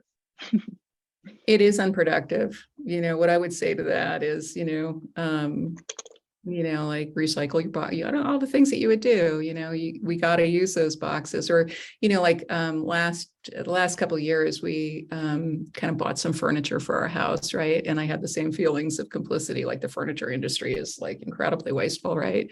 And did we really need that new stuff? And a friend of mine who works as an environmental activist in Washington, D.C., said to me, enjoy it. See the beauty in it. Don't buy anything extra, only the things that really bring you pleasure, because that'll make your life, more sustainable in the end, and keep them for a long, long time. So there's, I think, that we're all bound up in this system, right? We all have to use transportation. We all have, stuff. We all have clothes. We all have stuff that's made from the fossil fuel industry. As much as we can, we try to reduce and reuse and recycle, right? But the complicity is part of this. As soon as we become aware of our part in it, of course, the guilt comes up, right? So, and that's what a lot of people are defending against out there, right? They don't want to feel that, right? Because it's unsolvable. So, but being with it and being kind is so important. But those are such cornerstone feelings. And then the judgment, you're talking about the two parts of it, then you're starting to judge yourself and the narrative gets going. And as much as you can, what you said, release that and just come back into the bodily felt sense of this, of what does guilt feel like in the body? It feels different for different people, but just to be with it, inquiring, like, what is that? What is that feeling there? Yeah, thank you. Thanks for that. Does anybody else have any other questions or reflections? Barb, I don't want to take up too much of your time, but we have a couple minutes left if anybody wants to share what that was like for them. I'm fine, on time. Okay. I have this idea that I think I read from some Greek philosophy talking about the sense of security comes from the trust towards each other, towards the environment, towards the community and the world.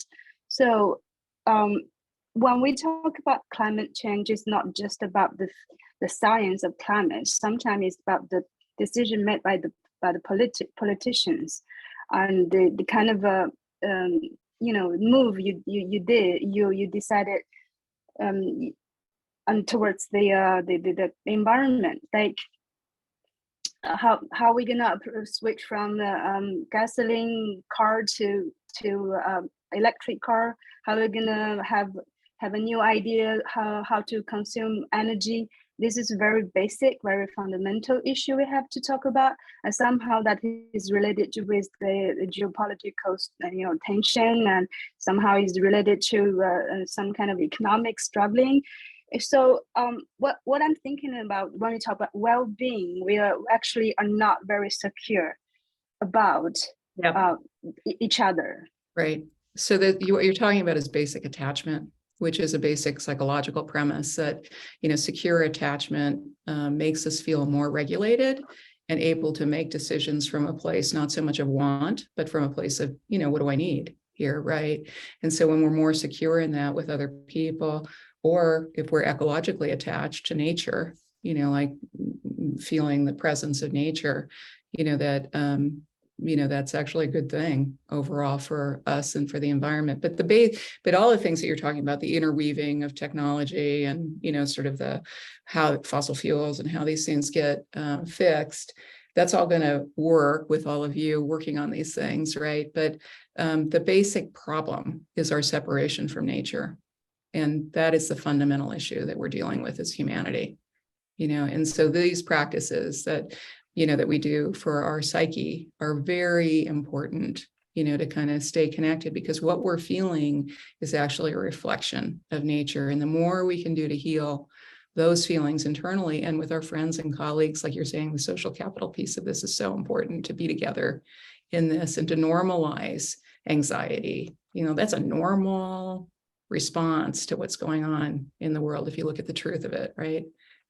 So, what you're saying is very important, Catherine, your work around, kind of social connection and attachment and security and trust. That's fundamentally where we're really ill, so thank you for your work. Yeah, there's some really great research on environmental identity by Susan Clayton and Thomas Doherty, who wrote probably the first big article about 12 years ago for the APA, the American Psychological Association, on climate distress. And, that in fact, we're missing a big part if we don't feel our attachment to the outdoors, right? The actual nature and also the kind of nature that pervades everything, which is a nature of goodness and compassion, right? So it's been really a pleasure being with you guys today and seeing you here, those of you that are, and thank you for those of you who shared your experience. It's so important, to get, what's happening with you. So thank you all very much. And thank you for your work. Thank you so much, Barb. It's been so nice having you and for that exercise. Really, really amazing insights. And we're so grateful for your time. You bet. Anytime. All right. I'm going to leave the meeting now, but have a great rest of your seminar. Thank you. Speak to you Bye-bye. soon. Thank you. Thank you. Lovely. All right. So we just have about 30 minutes left to today's workshop. As sort of a continuation of what Barb discussed with us, we're going to be looking at our emotional landscape or emotional spectrum. So Barb thought so thoughtfully about this idea of this inner landscape and how climate distress does look different for everyone. We all experience such a range of emotions, and they are on a vast spectrum. They're not static, but they're constantly changing.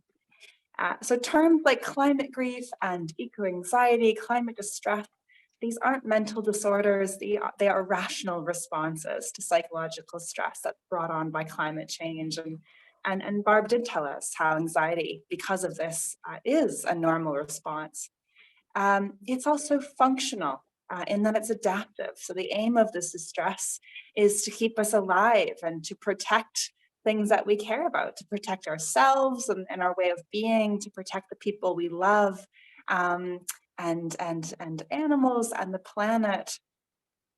And we know now that it's not just about anxiety or sadness, but climate distress really encapsulates such a complex set of oftentimes challenging or seemingly contradictory feelings, like we spoke about before. There can be such a mix of fear, rage, horror, nostalgia, and hope, as we saw in the word cloud at the beginning. Perhaps not surprisingly, there's not a scientific consensus on what feelings actually are. But there's a really interesting article from Stanford's Encyclopedia of Philosophy, which breaks it down. So we're not going to go into all of it, but some key points for our discussion today. The article looks at how emotions are subjective. There is a high variability in one's actual experience of emotions like sadness, fear, or anger. So anger could look and feel, maybe taste, sound very different for me than it does for Dalen, or any of you, any others in the workshop today. So our responses to these feelings may be very unique, but they're not entirely individual. We can influence one another's emotions in the ways that we can co-regulate each other's nervous systems. The article also looks at how emotions are sensory, and Dalen and Barb both spoke on this, or physiologically grounded in our body.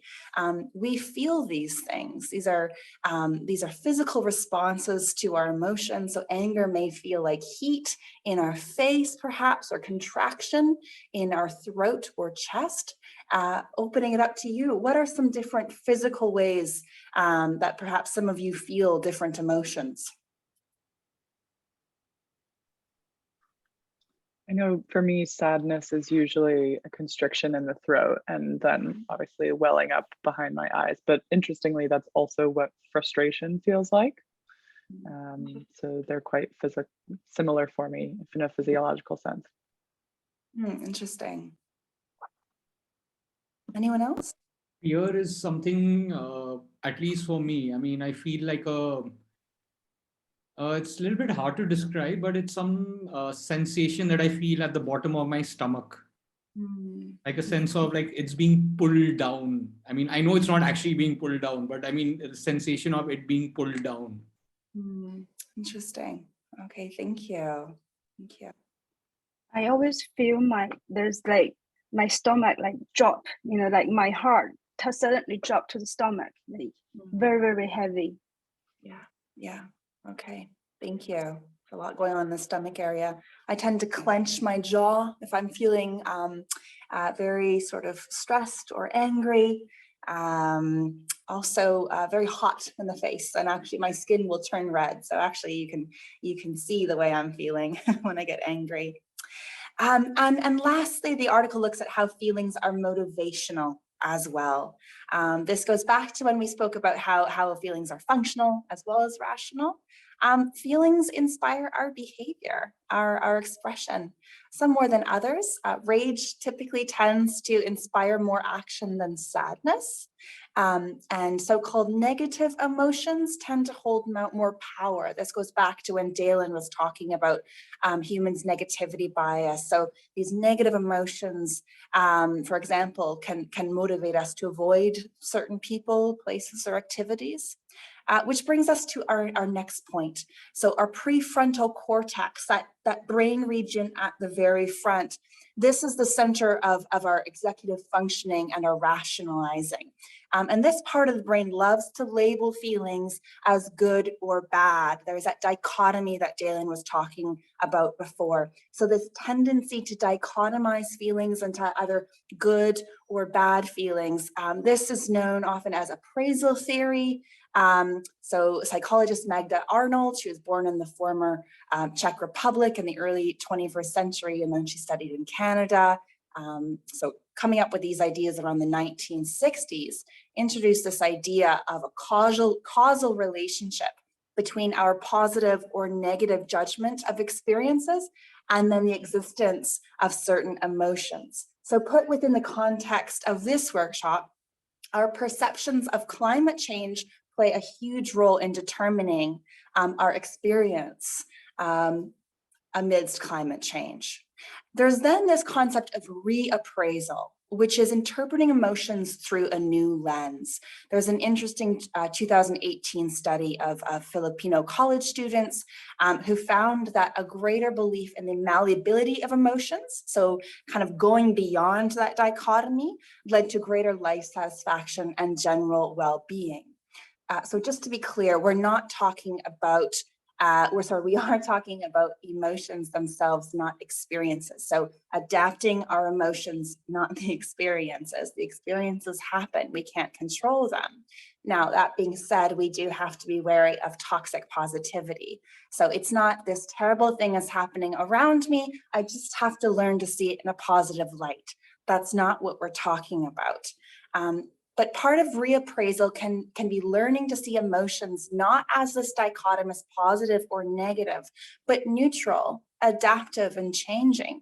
Barb, for example, encouraged us just to sit with whatever it is we're feeling rather than meet it with judgment. So that's what we're encouraging. We need to stop suppressing or avoiding our emotional responses to things that perhaps we're led to feel are bad. Suppression leads to a whole bunch of negative mental health outcomes. What does this have to do with climate change? A lot of us feel what might be labeled as negative emotions when we think about the reality. We all know the statistics all too well. There's more CO2 in the atmosphere than any time before. Extreme weather events is causing forced human displacement at unprecedented rates. We know that polar ice caps are melting and the sea levels are rising. We know all these things. We saw emotional responses to these realities in the word cloud, but shoving it down or repressing it, labeling it simply as bad emotions is not the answer. We have to feel them, whatever they are. We have to feel our feelings. So the first step in feeling our feelings, or what Barb called leaning into our feelings, is first being able to properly identify them. For Dalen and I, one of our favorite resources comes through the American author, speaker, lecturer, Brene Brown. Some of you may be familiar with. Brene's latest book is Atlas of the Heart, Mapping Meaningful Connection and the Language of Human Experience. I would definitely recommend reading this book. It's really lovely and comprehensive. And in it, Brene talks about our emotional vocabulary, the words that we use to define our emotional landscape, that wide spectrum of emotions that we feel on any given day. Why should we get to know about our emotional landscape, particularly within the climate or within the context of climate change? First of all, as we all know, we don't often get enough opportunities to talk about our feelings about climate change, particularly within the context of research.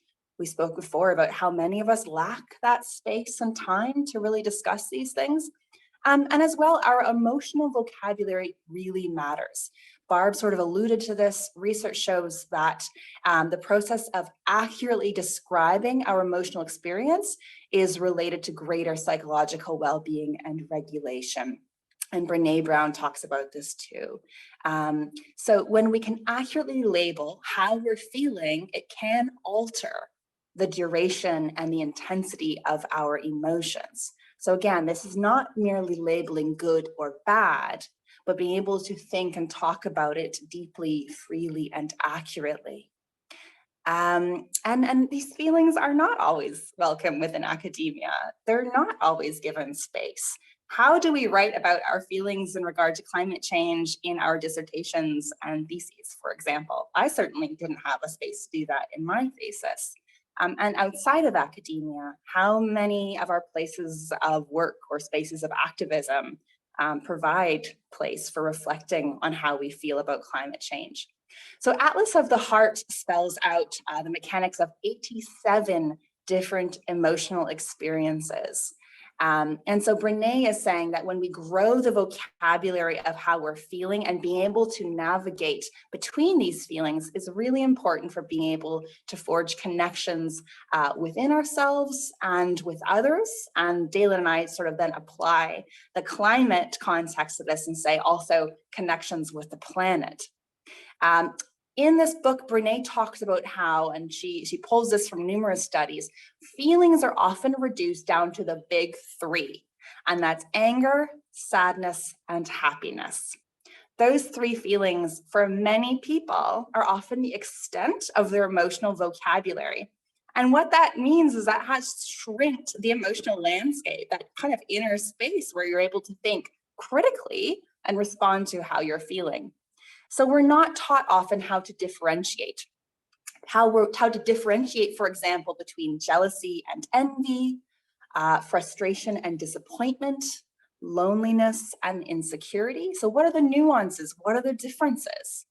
And addressing and labeling emotions accurately related to climate change is a really important first step in one's journey to coping and healing from climate distress.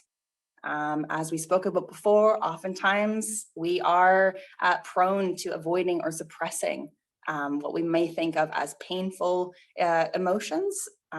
but naming them can help us manage them. And that's Megan? not always, yes. Could I just add something really quick? Yeah, please do. I was just gonna say, Brene Brown in this book, yeah, she differentiates between all of these different emotions and notes how we tend to confuse them. Like we'll say like, oh, I'm so jealous you're going on vacation, when actually the word we should be using is envious, because envy is wanting what someone else has versus jealousy is being scared that someone is going to take what you have. But one that I think that's particularly useful for conversations about climate distress is like the differentiation between guilt and shame. So guilt is like, I did something bad, like, oh, I feel not so good about that thing that I did, but I still know that I'm a good person and I should probably just apologize and do better next time. Versus shame, which is a much more corrosive emotion because it's this internal narrative of I am bad. I am a bad person for what I did. And shame leads to all of these associated negative mental health outcomes. So I just wanted to add that. I feel like that's pertinent to this conversation. Yeah, thank you so much. Thank you so much for helping to grow our vocabulary there. So adding to this wide range of emotions, we're adding new terminology that is emerging within the field of climate psychology, the field that Barb works in. So there's this idea of eco-anxiety, which is described by the APA, or the American Psychiatric Association, as chronic fear of environmental doom. So it's very fear-based. Climate grief, it's like other forms of grief, but it's uniquely all-encompassing and ongoing, continually evolving. It's what the author Allen calls disenfranchised grief, meaning we oftentimes lack cultural or social support mechanisms or acknowledgement. It's not often validated. And as a result, within certain cultures, certainly not all, but within many cultures, we lack rituals or cultural practices that help us to work through these experiences. There's also solastalgia, a form of emotional or existential distress caused by environmental change. Dalen, I can never pronounce this one. Do you want to take a try? I'm not gonna try. Imanania, which is a powerful feeling of sorrow for what is about to happen. So it's like this deep sorrow for the future kind of catastrophic events that are pending. Thank you. Yes, I could foresee what was going to happen if I tried to even say that word. And then topo version, the feeling that you do not wish to return to a place that you once loved and enjoyed, but now know that it has been forever changed for the worse. Who knew that, well, maybe you did know about these words. I certainly didn't know about many of them. And then when you hear the word, you think that perfectly describes what I'm feeling, but just didn't have the words for. So these are all helping us expand our vocabulary. And the more that we practice accurately naming our feelings and finding, perhaps carving out safe spaces to talk about them, the more effectively we can process them, interrogate them, and potentially modify, alter our responses to these experiences. And as Barb mentioned, naming and accurately naming what we are feeling can decrease the grip that these emotions can have on us. Once we name them, give them space to breathe, their power over us can decrease. So what we're going to do, we're going to have a little bit of time to actually put into practice what we just talked about. A bit of a continuation of Barb's mindfulness practice. This might be a resource that you want to apply within your own circles if you find it useful. So this is a continuation of what Barb called kind of the inner work, leading into our emotional landscape. So we're going to give you an opportunity to interrogate your own feelings, and we encourage you to explore your own response to the question about how does climate change make you feel? A simple question, but potentially a very complex response. How does climate change make you feel as a researcher, as just a human?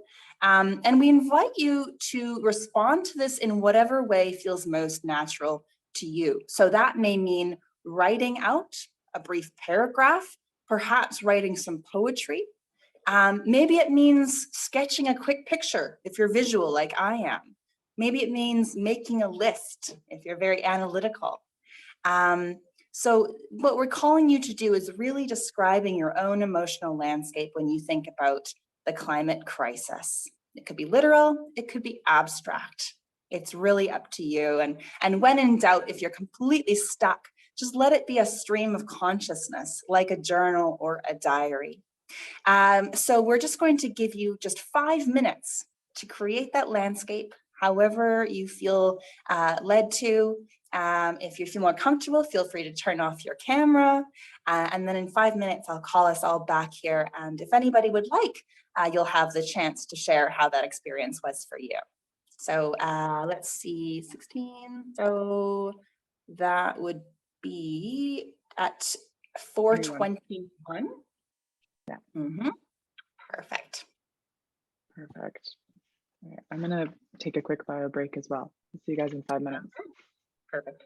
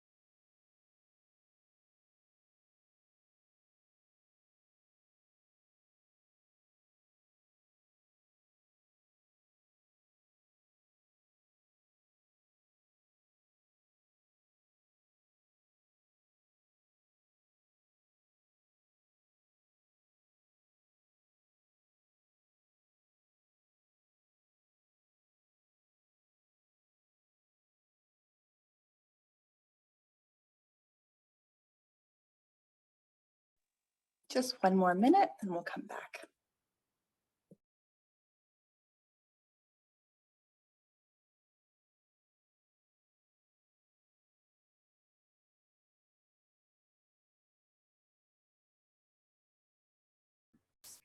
Just give you guys 1 more minute to wrap up.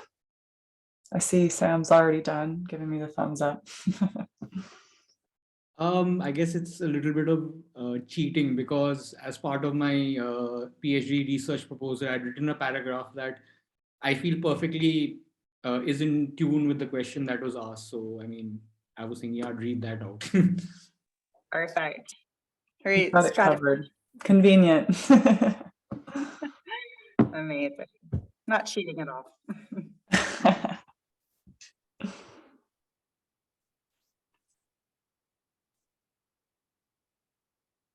All right, guys, so it is 4:21. Hopefully you had some time to complete that exercise. We've got a little less than 10 minutes now before we wrap up to share what that experience was like for you. Feel free to share whatever you wrote or drew if you want to hold it up. If not, that's okay too. Also, if you have any questions or reflections on everything that we covered today, those are very welcome. So floor is open. Could I start? Yeah. Right. So, like I said, as part of my PhD proposal, I'd written a short paragraph of what I termed as personal reflections as to why I want to study eco-anxiety and its effects. And basically, I'll just read out what I wrote. On a personal note, an incident that I witnessed in January 2021 while I flew into Kathmandu perfectly encapsulates the seriousness of the issue at hand. As the aeroplane makes its descent into the Kathmandu Valley, passengers are treated to the sight of the magnificent Himalayan range. Anyone who has actually flown into Kathmandu would probably be able to attest to that. However, what shocked me was the image of gray, brown, and dour mountains, rather than the resplendent snow-covered mountains, which is normal and customary during the winter months. Upon inquiring with my friends and colleagues, I was told that there had been little to no rainfall or snowfall all winter, and that this phenomenon was increasing with each passing year. The image of the naked mountains is seared in my memory and is a stark reminder of what lies ahead if we do not act now in order to address the climate crisis. Yeah, that's it. I hope that was all right. That was great. Thank you for sharing that, Sam. A very a representation of a mental landscape and a physical landscape. I really like that. Thank you. Would anybody else like to share? Yeah, I want to share that the feeling I had towards this is most of the time I feel quite anger. I feel a lot of anger and sadness when I start to think about serious issues like this. And especially today, I learned so much from you guys. Dylan, you talk about the emotion, the so-called bad emotions. Negativity actually has functional, motivational purpose. So to me, it just like, yeah, enlightened me today. All this bad feeling are the motivation for me being who I am right now. Because I think as an individual human beings, as academic researchers, I really feel this anger and the sadness, and they push me all the time to make a difference.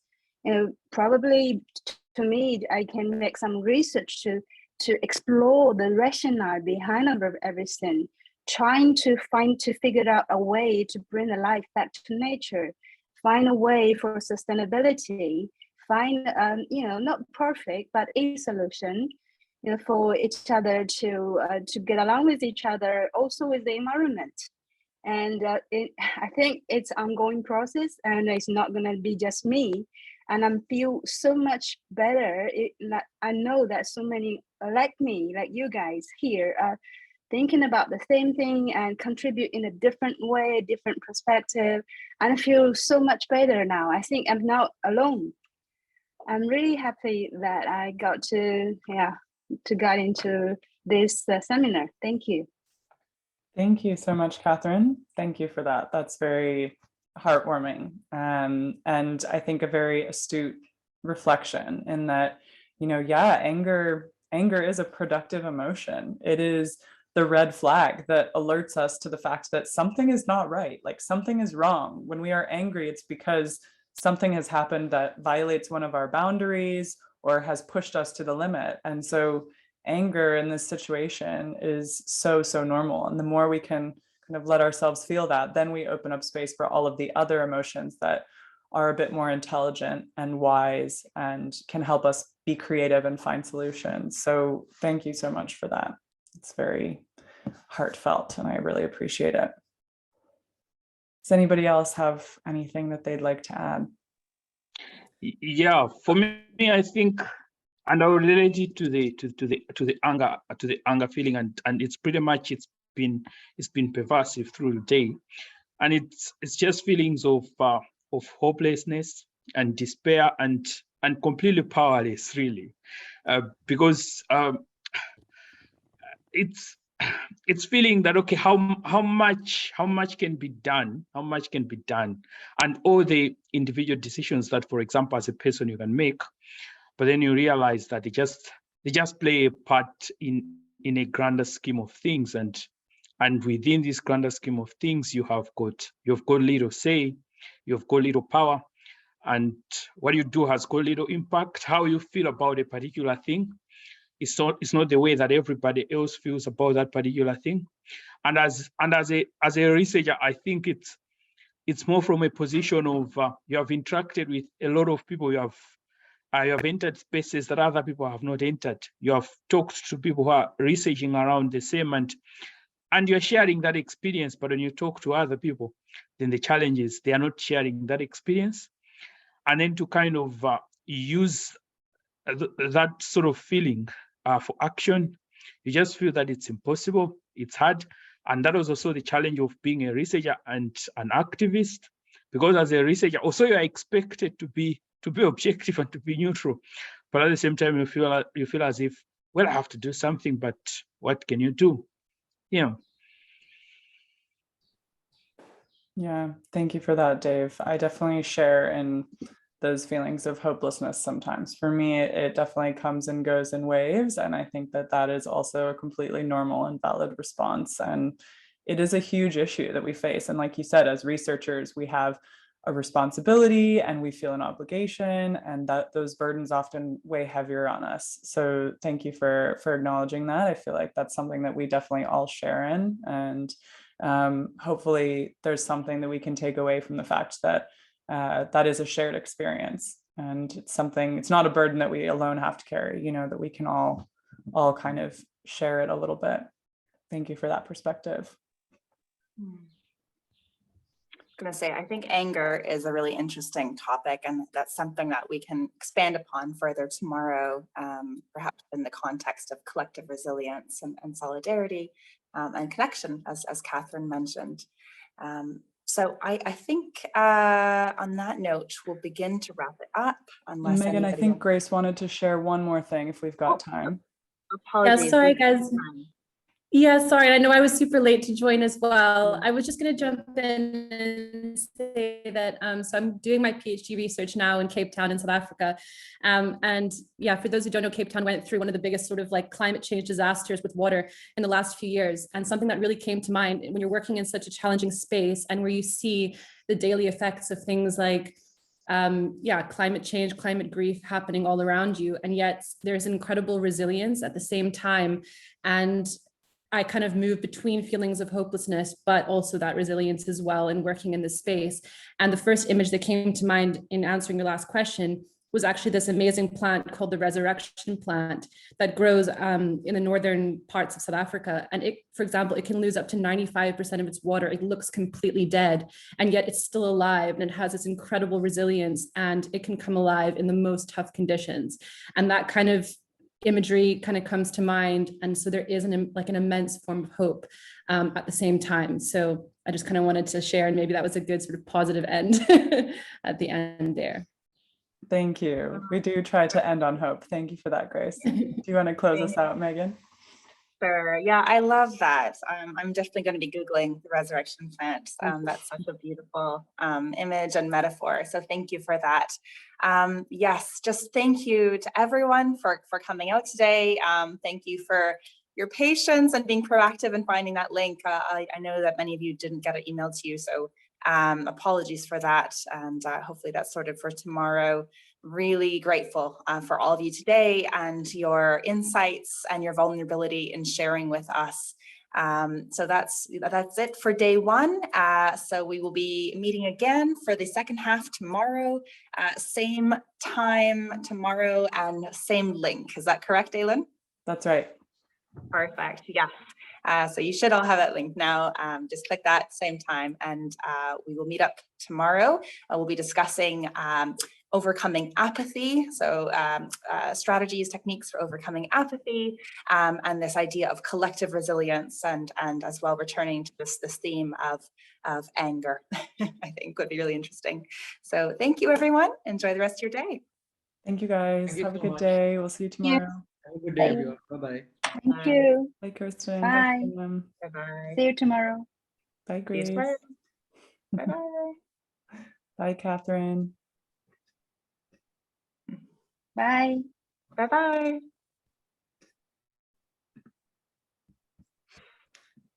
Let me just stop the recording.